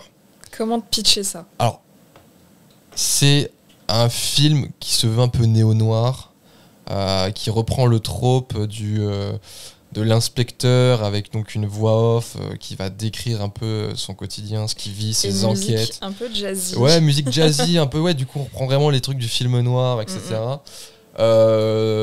Sauf que Aster prend ça à contre-pied et en écrit un peu une comédie absurde, potache, qui revient un peu à son trouble phallique. Mais pour le coup, j'ai bien aimé ce film. J'ai passé vraiment un bon moment. Genre, c'est complètement débile, mais c'est. Mais c'est vraiment drôle. Voilà, c'est drôle. Tellement ridicule et risible ce qui arrive au personnage et la manière dont il se comporte. Absolument. Parce que du coup, pour ceux qui ne l'ont pas vu, c'est vraiment l'inspecteur dans toute sa splendeur du vieux gars salace et dégueulasse. Enfin, c'est un mec, c'est un inspecteur qui couche avec sa secrétaire. On nous le présente avec sa voix off, il est déjà en train de reluquer une pauvre personne qui vient lui demander de l'aide pour une affaire, et il décrit sa poitrine et ses jambes et ce qu'il aimerait lui faire, etc. Enfin, voilà, on est vraiment sur une personne très odieuse. Et qu'est-ce qui pourrait arriver de pire à un gars aussi odieux que ce vieux grigou là? Eh ben, c'est que son pénis rétrécisse et s'enfonce à l'intérieur de lui-même finalement. All right, drop him. Huh. It does look like there's some retraction here. You can tell. It looks smaller. Voilà, c'est... Ouais. Bienvenue dans le monde d'Ari Aster. Toujours, hein. Donc, on refait la liste. Hein. Donc, problème avec la mère, les pénis, le deuil. Le deuil, il n'aime pas beaucoup les gens. Ouais, les tabous. Les tabous. Ouais. Ouais, ouais. Peut-être... C'est super gay. Ouais. Peut-être qu'Harry consulte à côté de faire des films, ou peut-être pas. Bah, j'espère pour lui. Hein. Bah, ce serait bien. Ce serait bien. Voilà. Toi, Nathan, je crois que tu l'as pas vu celui-là. Si. Est-ce que tu l'as vu, The Turtle's Head? Non, tu l'as pas vu. Je suis en train de le voir sur YouTube quand même. Tu me fais non de la tête. Ok. Dernier court-métrage. On arrive enfin au bout de tous ces petits films. On revient donc sur C'est la vie. Dis-le avec l'accent américain, c'est la vie. C'est la vie. C'est la vie. Qui est donc le dernier court-métrage d'Ari Aster en date. But don't even think this shit can't happen to you. I wasn't born in a puddle. I used to be an executive. I started in the mailroom underground before I earned 19 raises and shot up 42 floors to have my own personal view of this whole fucking cesspool. I was also married to a wife. Qui reprend le modèle de Basically, donc un personnage qui s'exprime face caméra, qui brise le 4e mur. Qui est 2 fois plus court. Qui est... En durée. Ah oui. Il dure 8 minutes, et là c'est à peu près 15. qui est beaucoup plus court et qui, je trouve, est beaucoup plus cool aussi. C'est pas plus mal, ouais. mais du coup, là, cette fois, pareil, on est toujours à Los Angeles. Donc la ville, encore une fois, qui connaît plutôt bien. Et cette fois-ci, c'est un SDF qui nous parle et on suit une petite partie de sa vie entre survie, il nous fait un peu le récap de son historique. Aussi, le mec, ouais. Et de comment il en arrive là. Et j'ai même presque fait un lien avec Eddington à la fin. Ah oui, non, mais clairement, mais je me suis même demandé, j'ai pas du tout vérifié, je me suis même demandé si c'était pas le même SDF que dans Eddington. Je me suis dit, mais attends, là, est-ce que c'est pas le Harry Astor Cinematic Universe quelque part il y a moyen. J'ai pas vérifié, mais. Eh ben, moi, j'ai vérifié. Ah. Wow. C'est pas lui. Merde. C'est pas lui, mais clairement, c'est le même archétype de personnage qui revient, pas que dans Eddington d'ailleurs. Dans Boys Afraid aussi. Oui, parce qu'il parle de sa fille. mais attends. Il parle de. À la fin, il parle de sa fille. Donc, c'est un SDF. Et dans Eddington, il y a un SDF aussi qui fait que de parler de sa fille, etc. C'est Lodge. Lodge Dans Eddington. Ouais, ok. Donc, non, mais voilà. Mais en fait, c'est juste que Harry Astor, il reprend des concepts de ses courts-métrages, en fait. Mais t'as oublié de préciser que ce mec culte, il s'appelle Chester Cummings. Donc joué par Bradley Fisher, et il a quand même une putain d'énergie. C'est quand même un gars qui va gueuler en fait toute sa haine de la société. Le gars, il vient à la base je crois d'une carrière assez aisée, hein. Il travaille dans ces grands buildings d'affaires. Il me semble que ça se passe à Los Angeles, ou en tout cas d'une ville qui est pas mal huppée. Et justement, c'est Los Angeles, parce que l'univers crackhead, c'est Los Angeles. Mais ce qui est assez drôle, effectivement, c'est que contrairement, un peu plus que dans Basically, c'est que c'est des plans qui sont beaucoup plus larges, et donc du coup on voit un peu plus ce qui se passe en arrière-plan, et que plus effectivement le court-métrage va passer, et plus c'est lui qui va même être acteur de crime directement. Et donc je trouve que même si c'est un peu plus satirique, même si ça dénonce un peu plus, je trouve que le film il est plus péchu et plus drôle malgré lui en fait que Basically, et comme tu disais, c'est plus court. Donc c'est plus acerbe, et moi je trouve que ça passe bien, quoi. Ça dit plus de choses, et c'est ce que, encore une fois, il a repris C'est la vie pour en faire un long, parce que c'est très Eddington dans le truc de un mec, sa vie est franchement minable. Il a malheureusement tout raté, et en fait il pète un câble au fur et à mesure. Et c'est la montée de la violence dans cette société où on voit le mec se piquer pendant le cours, une vie pas cool. Et on pourrait dire effectivement que c'est le préquel du personnage dans Eddington, qui ouvre quand même le film, hein, d'ailleurs. C'est le premier personnage qu'on voit. Et qui a marché depuis Los Angeles jusqu'à Eddington. Voilà, mais là c'est vraiment... Voilà, désolé Harry, mais c'est le même personnage. Et ce qui est intéressant aussi, encore une fois, c'est qu'à la fin on apprend qu'il a des troubles mentaux aussi, en fait. Qui sont hérités de son oncle, qui a fait brûler la maison. Alors, en fait... L'oncle a fait brûler la maison et que ça a fait disparaître ses ordonnances. Et donc, il ne sait plus comment se soigner. Donc, encore une fois, pareil, le Harry Astor misanthrope, mais qui est là aussi un peu pour dire le système de santé américain, c'est pas très bien, quoi. Ça met des gens dans la merde, littéralement. Parce que si cette personne avait peut-être pu être soignée, elle en serait peut-être pas là, quoi. Voilà. Et en même temps, est-ce que c'était nécessaire dans le cours, tu vois? Je sais pas, moi je trouve que ça ajoute un peu de touchant sur la fin. C'est vraiment l'une des dernières phrases qui. Ouais, mais vu que c'est un peu absurde et que c'est. mes ordonnances sont cramées dans la maison. Oui, c'est un peu absurde, mais il y a toujours. Dans l'horreur d'Astor, il y a toujours de l'absurde, de toute façon, c'est vrai. C'est toujours. La vie, elle m'a bien entubé quand même. Ouais, c'est ça. Ouais. Donc, waouh, voilà. Et c'est le dernier. On est à jour. Et donc, on va passer au gros morceau. Pardon.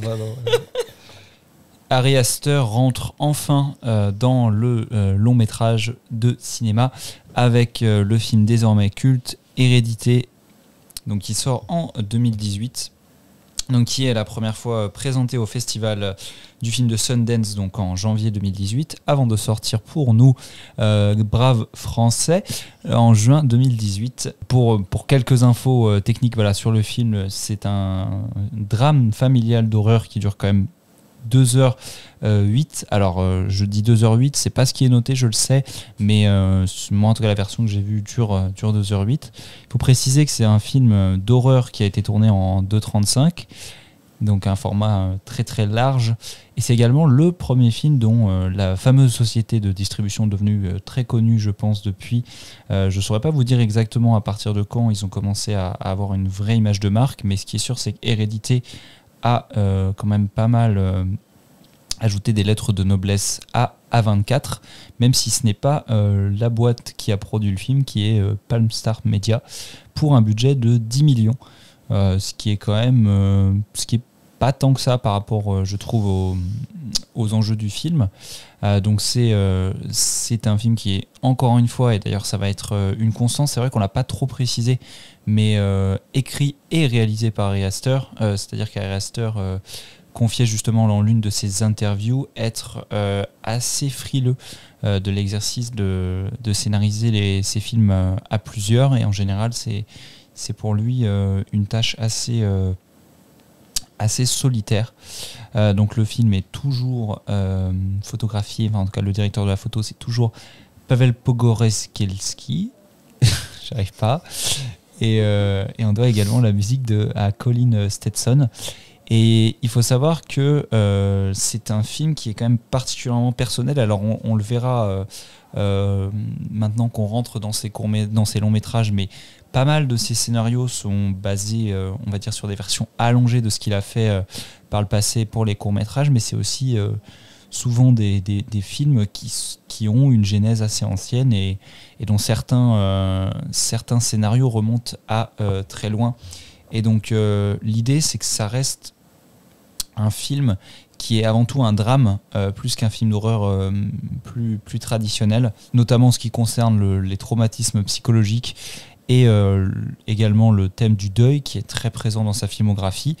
Et il considère aussi que l'une de ses influences principales, ça a vraiment été Carrie au bal du diable, en tout cas le film de Brian De Palma, et précise bien d'ailleurs que, et si vous avez vu le film vous verrez totalement de quoi on parle, que le film est vraiment scindé en deux parties différentes mais qui sont totalement inextricables l'une de l'autre. Et ça fait écho, en tout cas le point de départ d'Hérédité, à sa propre vie, puisque ce point de départ, ça vient d'une série d'épreuves que toute sa famille a subi pendant au moins 3 ans, allant jusqu'à se demander si ils n'étaient pas carrément maudits. Et d'ailleurs, il disait dans une interview qu'il a imaginé que sa famille était carrément victime d'une malédiction. Et ce qui m'a permis de sublimer les émotions traversées par mes proches dans un film d'horreur. Et que ce genre, c'est vraiment un genre qui possède une grande force cathartique.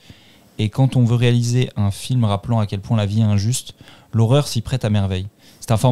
C'est une forme d'espace perverti où les injustices de l'existence sont mises en exergue et deviennent même jubilatoires. Hérédité, comme précisé plus tôt, est un film qui a coûté 10 millions et qui a connu un énorme succès, recueillant plus de 82 millions de dollars à travers le monde et devenant très rapidement culte, dépassant d'ailleurs le cadre de sa simple exploitation cinéma.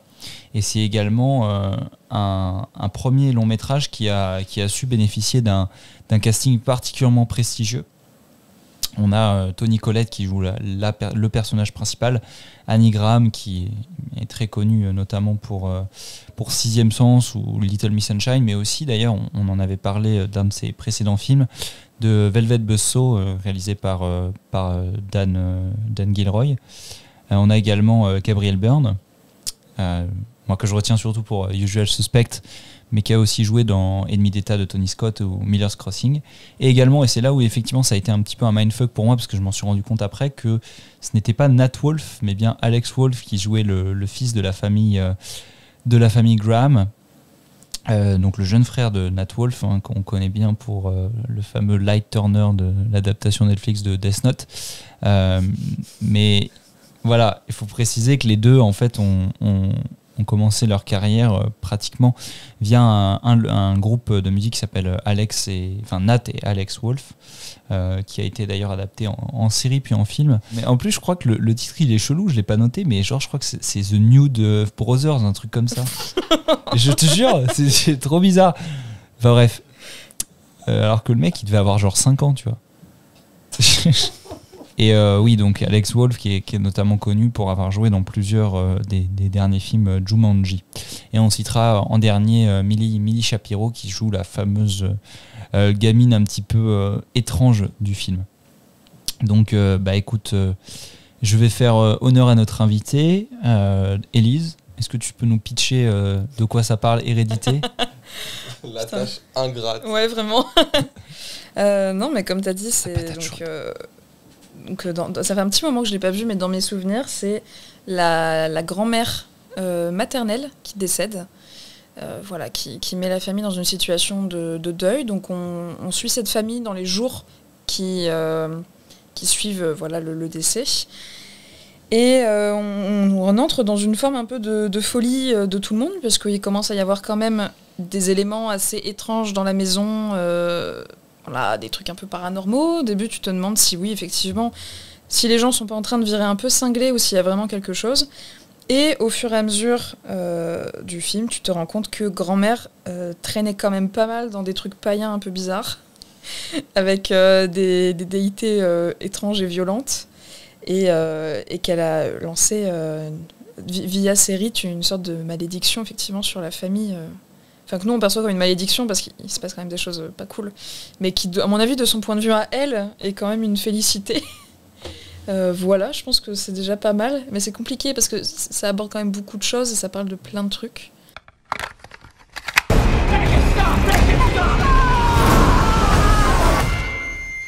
I just don't want to put any more stress on my family. C'est un film très riche. Alors pour ma part, je pense que c'est mon film préféré de Ari Aster. Je sais pas pour vous où est-ce qu'il se situe, mais je trouve que c'est son premier film et peut-être... de quoi? Nathan vu qu'on a qu'un micro pour deux, je le rappelle, Nathan me dit que c'est son deuxième film préféré de Ari Aster. Et moi je suis neutre. Je les aime tous à la même hauteur, mais pas pour les mêmes comme raisons. Des enfants, comme tes propres enfants. Sauf Eddington, vraiment. Ouais.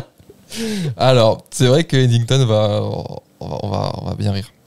Je tease pour le troisième épisode. Oui, restez jusqu'au bout. Attends, restez jusqu'au bout, vous aurez mon seum et mon sel en abondance. Ah là là.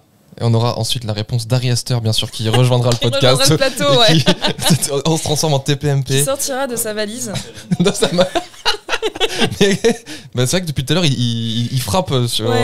Il essaie de sortir, mais on l'entend. Bon, Harry, calme-toi, ton heure viendra. Les menaces. D'ailleurs, Ari Aster. Donc... Je vais rajouter les bruits de Joe Lopez.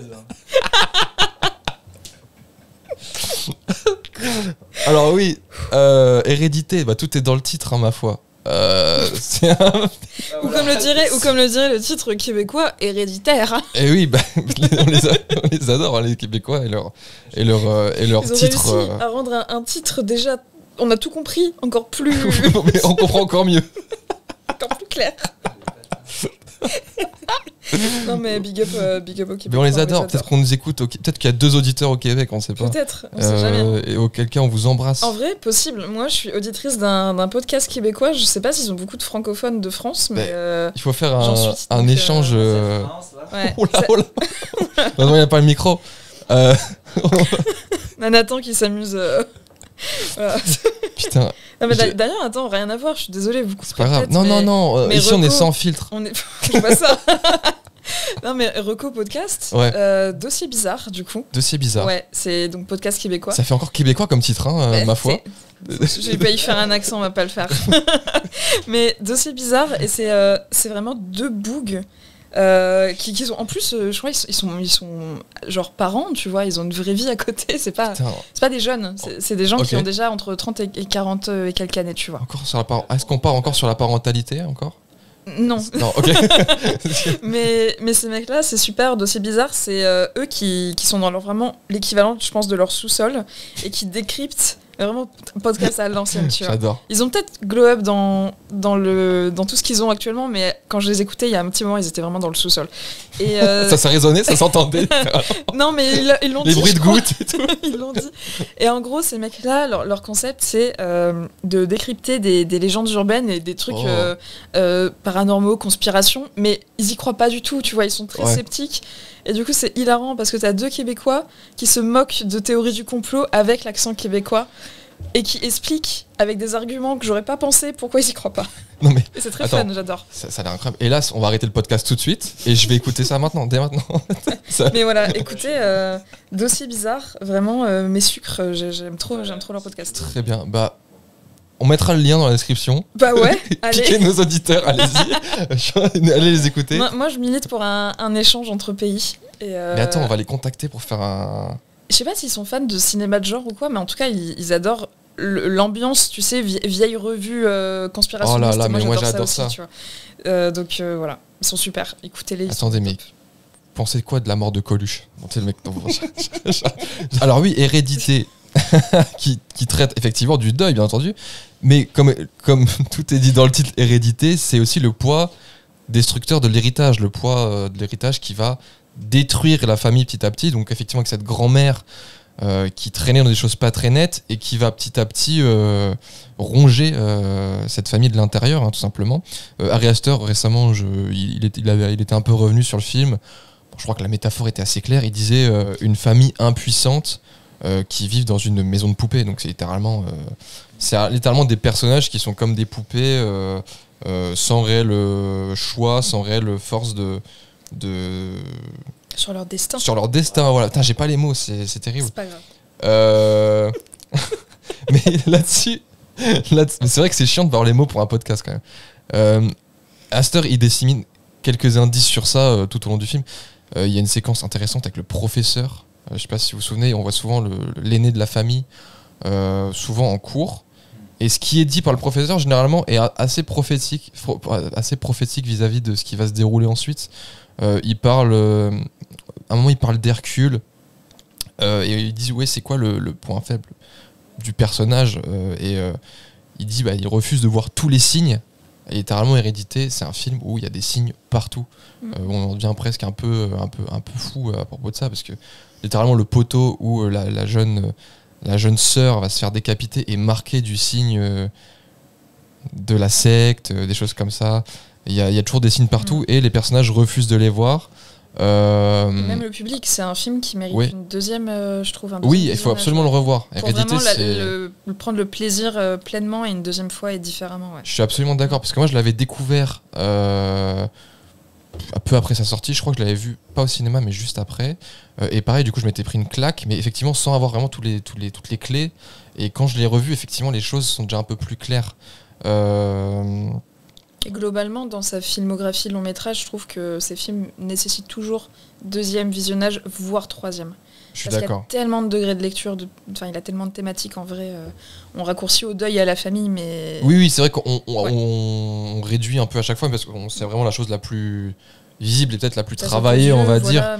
Mais c'est vrai que son cinéma ce n'est pas que ça non plus. Il a un sens du détail et de l'arrière-plan, on y reviendra après. Ouais, absolument. Voilà, qui rend sa mise en scène encore plus glaçante parfois ou c'est quand même pas souvent que tu as un réalisateur pour qui son arrière-plan est 10 000 fois plus important que son premier plan.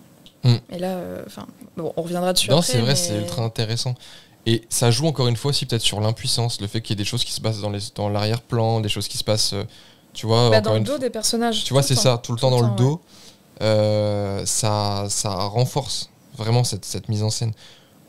Et globalement, c'est un film, je me répète, mais qui parle de ça. C'est des personnages qui sont bloqués dans une matrice dont ils n'ont aucune manière de pouvoir s'extirper. Et ça commence dès lors que le personnage du grand frère tue, sans le vouloir, sa petite sœur, en fait. Lui-même quitte la voiture sans rien faire, en allant se coucher. Et jusqu'au cri d'agonie de la pauvre maman qui découvre le corps dans la voiture le lendemain matin, en fait. D'ailleurs, aparté, mais Toni Collette, je crois, ne voulait pas à la base faire le projet.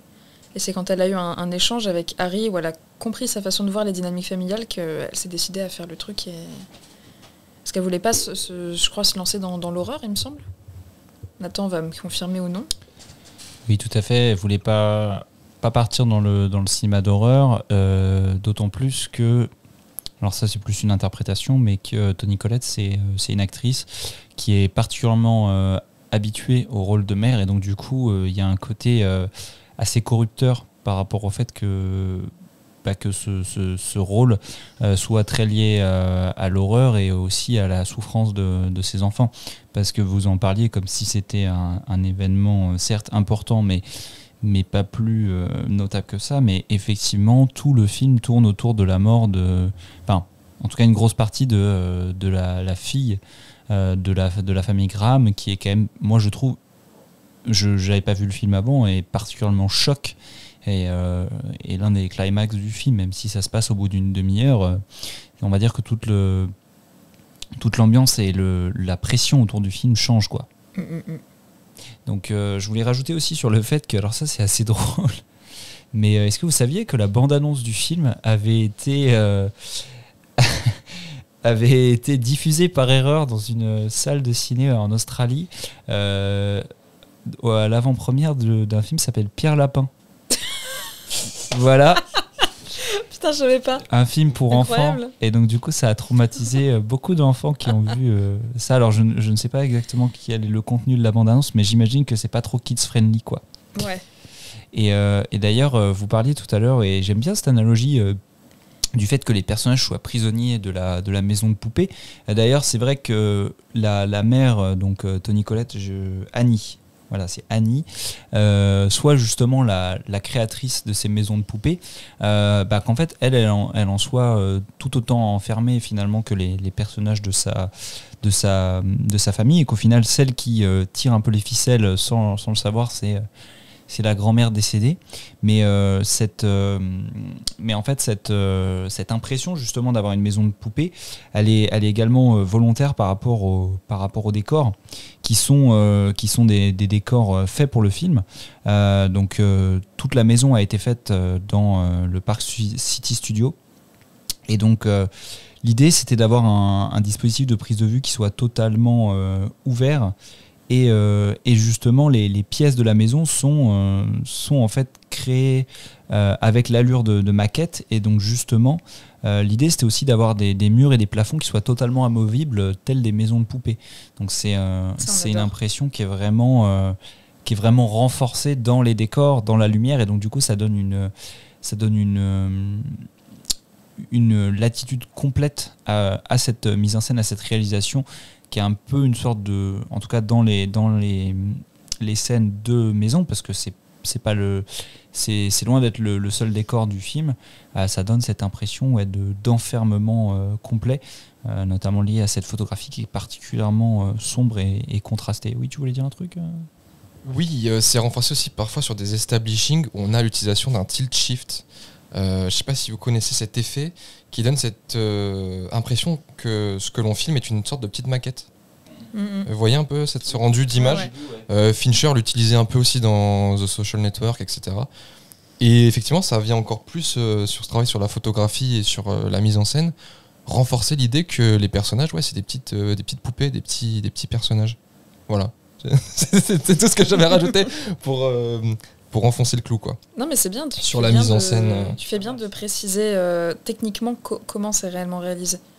Ouais, on sent que c'est un film qui est très soigné techniquement dans tous les cas. Et déjà, quand dans un premier film avec un budget de 10 millions qui est pas si énorme vis-à-vis de l'industrie américaine, quand déjà tu as la volonté de faire en plus des décors qui sont amovibles pour vraiment optimiser ta réalisation, c'est que tu as un sens du détail. Il aurait pu ne pas se faire chier, tu vois. Absolument. Pour un premier en plus. Mais est-ce que c'est pas ce film qui, du coup, est le premier à être défini comme Elevated Horror? Je sais pas si vous avez... Je sais pas si c'est le premier, mais c'est le plus connu, je pense. Ouais. Parce que je sais pas si Jordan Peele, c'est 2015 Get Out, 2017, c'était un an avant du coup. Est-ce que, alors que The Witch c'est 2015, Eggers.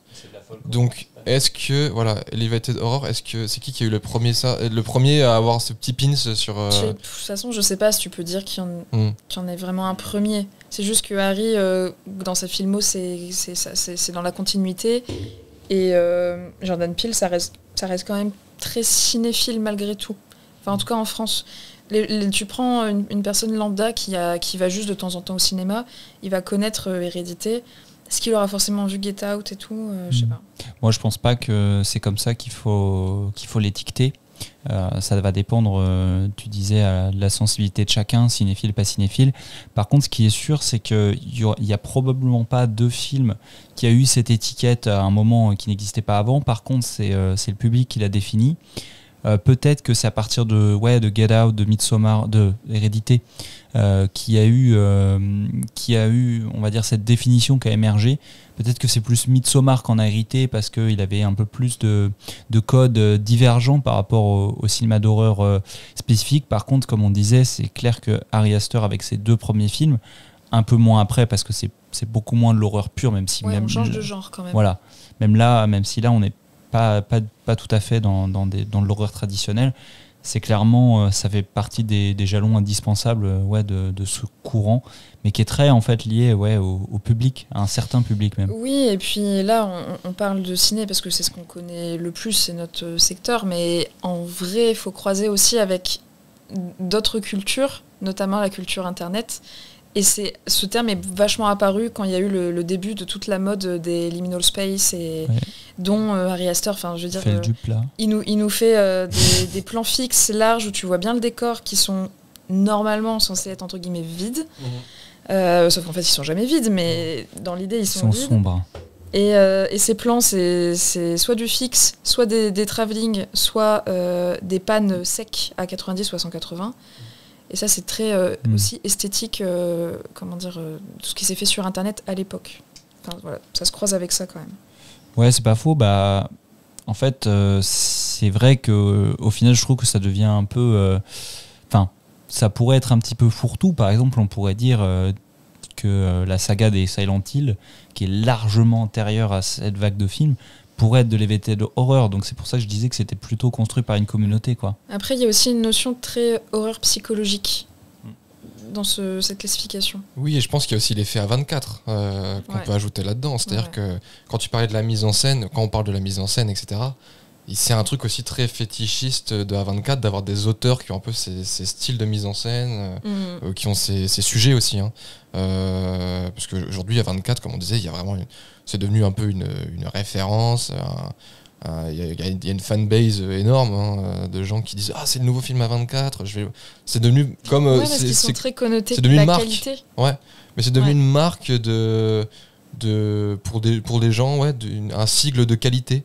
Ce qui en même temps n'est pas faux parce que c'est quand même une des rares sociétés qui arrive à faire un mélange assez homogène entre films d'auteur et grand public aussi. Oui. Avec des concepts qui sont toujours originaux, mais des gros budgets que t'as pas forcément dans du film d'auteur plus classique. Je trouve qu'aujourd'hui, c'est un peu plus... Il y a quelques années, je trouve qu'aujourd'hui, c'est déjà un peu plus cynique, peut-être. Je trouve qu'ils sont déjà un peu plus dans du vraiment... dans un truc moins... C'est vrai qu'en 2018, A24, c'est pas le A24 de 2025 où... je trouve que là, aujourd'hui, la limite est encore...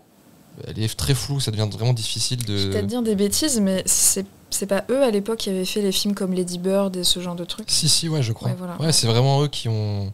Oui, il y avait effectivement... Le postulat de base d'A24, c'est vraiment d'avoir une ligne de très auteur, quoi. On fait des films intelligents avec des concepts forts et une esthétique léchée. Absolument, c'était vraiment le postulat de base. Même si t'es pas très cinéphile, t'aimes bien aller sur Pinterest pour voir des images des films A24, quoi. Absolument. Ouais.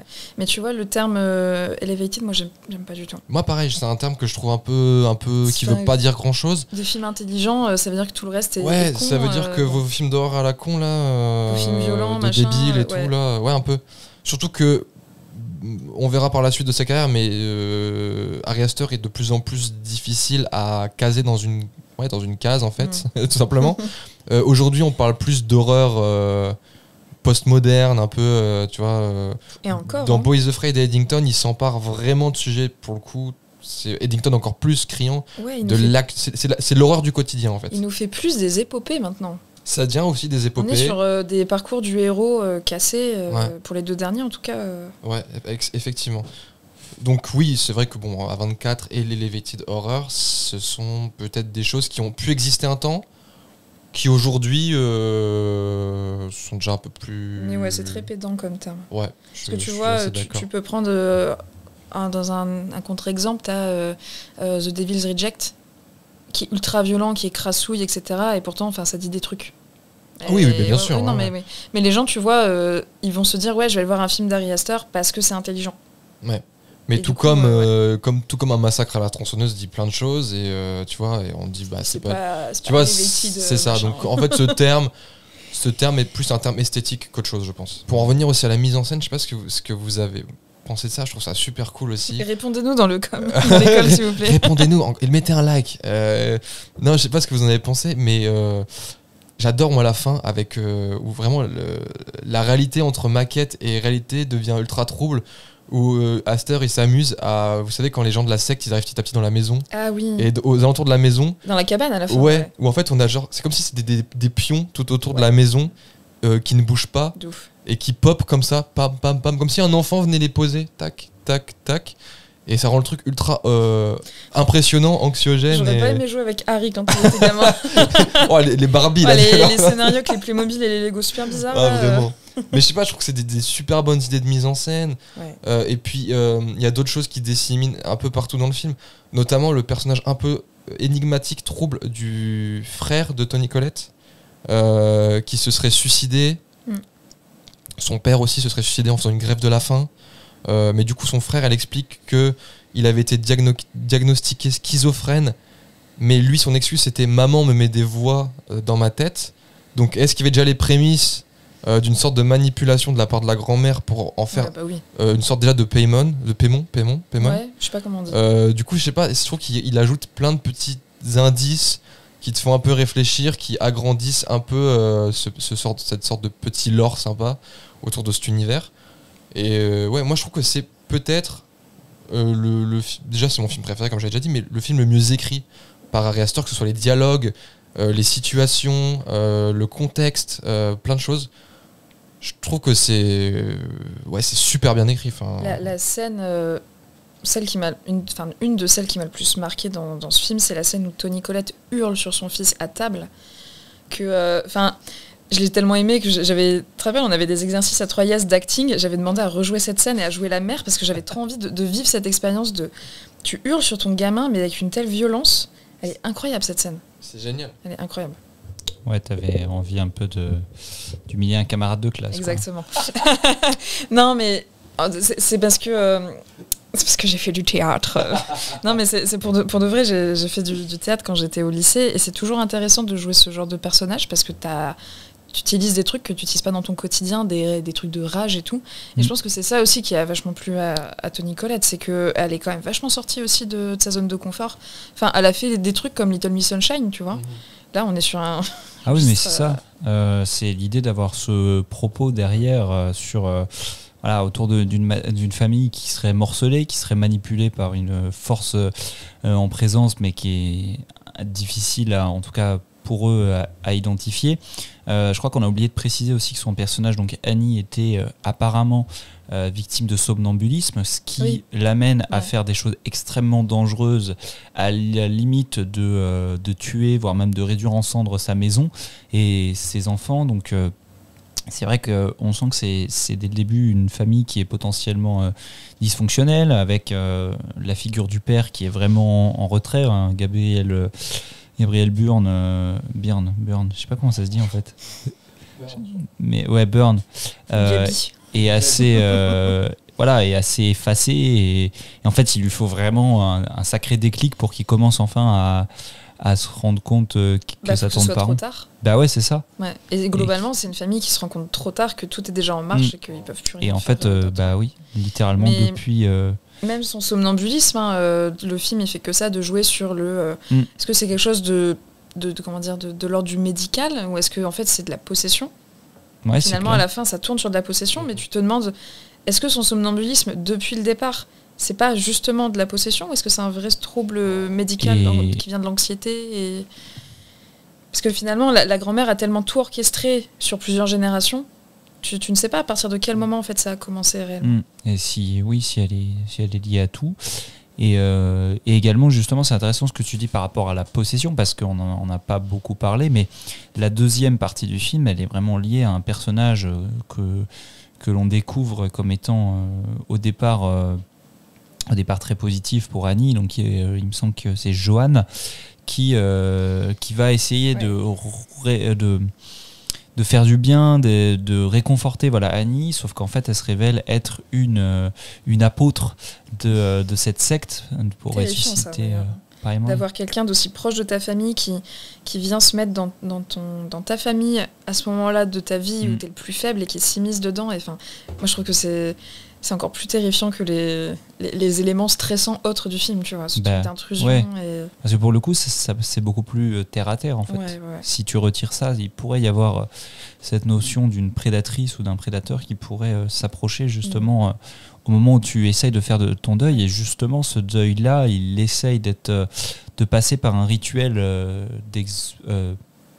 d'incantation, voilà. Un peu style Ouija, quoi. Ouais, médium. Ouais, mais un truc banal qu'en vrai tu constates dans plein de familles partout dans le monde. Quand il y a un deuil, t'as beaucoup de gens qui se tournent vers ça. Et surtout aussi tragique, ouais. Ouais, surtout violent et inattendu. Et c'est pas tout à fait Ouija. Enfin si, je crois. Ça avec le verre. Non, pas exactement. Avec un verre. Ça y ressemble un peu. C'est juste, c'est un peu le moyen très connu qu'on connaît, tu vois. Mais voilà, cette idée que ce rituel en fait va finalement amener réellement, en tout cas, ça va être le moment décisif où la famille va vraiment se détruire physiquement en fait, jusque au meurtre involontaire du père, avec aussi cette scène extrêmement impressionnante dans l'école où Peter le fils va se scarifier lui-même, enfin pas vraiment se scarifier, mais il se claque la tête contre la table de classe, ouais.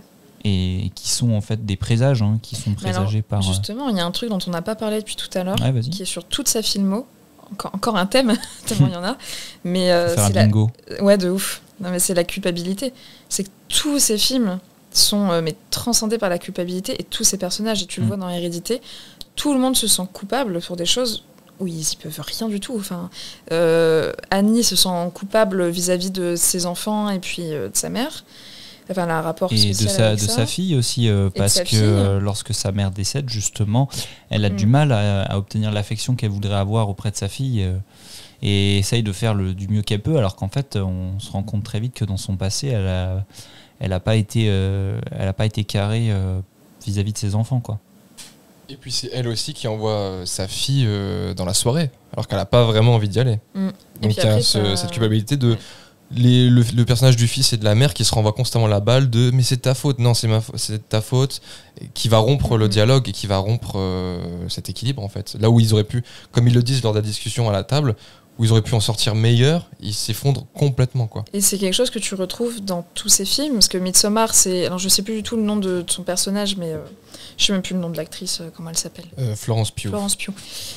Florence Pugh qui se sent coupable vis-à-vis de sa sœur et de ses parents. Dans Beau, c'est Beau qui se sent coupable vis-à-vis de sa mère. Et même dans Eddington, c'est un truc vraiment qui passe dans tous ces films, quoi. Absolument.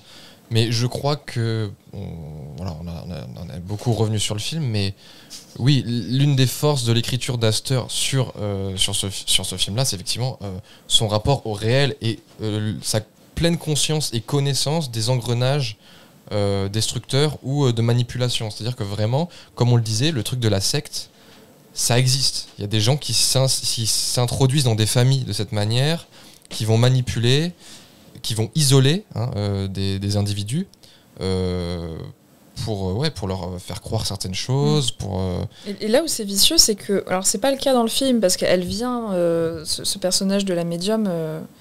elle vient pour des intentions qui sont mauvaises vis-à-vis de la famille. Elle vient vraiment pour foutre la merde. Ouais. Mais dans la vraie vie, t'as aussi des gens qui participent à ça sans s'en rendre compte. Absolument, oui. Ouais. Il y a deux cas. Qui se rendent pas compte, qui sont dans une vraie structure pyramidale et qu'en fait, eux-mêmes, ils ramènent du monde dans The Sect, ouais.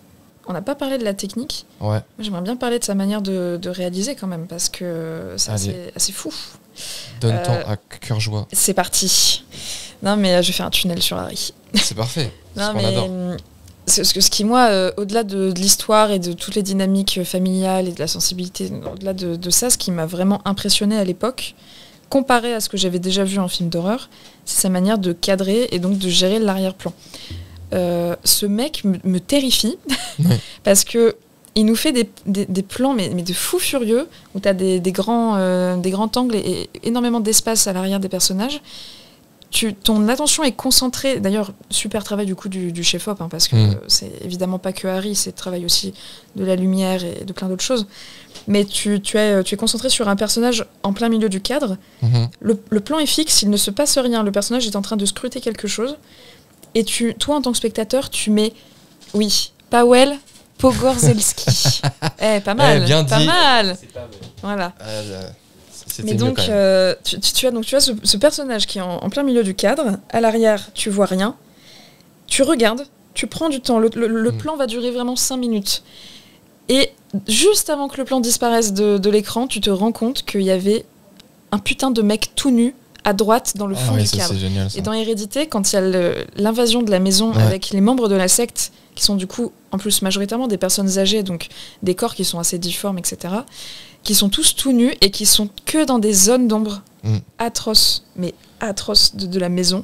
Et c'est terrifiant. Absolument. Parce que toi, en tant que spectateur, tu ne te rends pas compte qu'il y a ça dans l'écran et tu le captes à la dernière minute. Oui, et puis inconsciemment, ça joue sur ton cerveau aussi. Ouais, c'est un truc qui est très inconscient. Moi, il y a un plan qui me saute directement aux yeux, c'est le fameux plan où Toni Collette est dans le coin du plafond et qu'ensuite elle se déplace comme si elle nageait dans l'air. C'est terrifiant. C'est incroyable. Il n'y a pas un pet de bruit sur ce plan. C'est fabuleux. Il n'y a rien. Tu penses au début, tu ne la vois pas, tu penses qu'il y a juste l'ombre d'un angle mort du plafond. Et c'est au moment où elle se met à se déplacer que tu captes que génial. La meuf, elle est là depuis le début du plan et que tu ne l'avais pas vue. Et c'est ça qui est terrifiant. C'est qu'en fait, le danger, il est devant toi.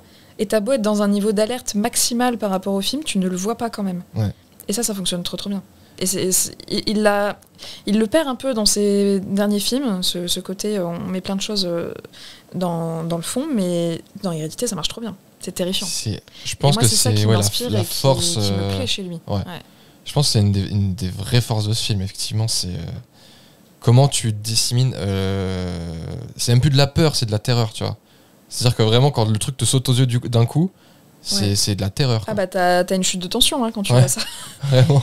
Et ouais, il gère extrêmement bien ces ombres. Enfin, je veux dire, quand tu fais de l'horreur, bon, ok, tu fais une pièce où il y a de l'ombre. Ça va faire peur parce que les gens ne voient pas ce qu'il y a. Mais lui, il met vraiment quelque chose. Il y a un vrai contenu dans cette ombre, dans ce coin de mur. Il n'y a pas juste du rien pour te faire flipper inutilement. Il y a un vrai truc que tu ne remarques pas et ouais. Non, c'est pour ça que quand on parlera de Midsommar, pour moi, le fait que ça se passe en plein jour, c'est pas un argument. Là où c'est l'argument de beaucoup, je trouve, tu vois. Dans quel sens ? Oh là là, c'est trop fort. Un film d'horreur c'est trop fort de faire un film d'horreur alors qu'il fait jour. Alors que c'est pas ça le... Non, et puis en plus, dans Midsommar, il joue encore sur ces trucs d'arrière-plan flippants. On va pas non plus parler sans 7 ans d'hérédité, mais quand même, il a même une gestion du rythme. Enfin, j'ai vu que le film avait été beaucoup aussi tranché au niveau de la post-production. Ils ont retiré pas mal de trucs. Notamment la scène donc, où Annie s'engueule avec son fils à table était censée durer beaucoup plus longtemps. Je crois qu'on a voisiné les 20 minutes. Ah ouais. Parce qu'en fait, à la suite de ce conflit, ils étaient censés remonter dans les chambres et continuer à s'engueuler. Et après, tu switchais de point de vue pour aller sur le fils. Et t'avais le père qui devait venir justement pour réconforter son fils. D'accord. Moi, je suis très contente qu'ils aient pas pris ça, parce que ça aurait perdu en impact. Moi, je trouve que c'est là peut-être, on en reviendra plus tard, c'est peut-être la force de ce film aussi, c'est qu'il y a des choix qui ont été faits au montage. Ouais. Peut-être parce qu'à cette époque-là aussi, Ari Aster n'était pas aussi puissant, entre guillemets, dans l'industrie hollywoodienne qu'il l'est maintenant. Et généralement, un auteur, quand on lui donne aussi trop de liberté, parfois, ça peut être contre-productif. C'est peut-être le cas d'un... Bon, je sais que t'aimes beaucoup Bo is Afraid, mais peut-être le cas d'un Bo is Afraid ou d'un Eddington où... Surtout d'un Eddington. On sent que c'est des films qui auraient pu être plus ramassés, où au montage, on aurait pu faire des choix plus forts.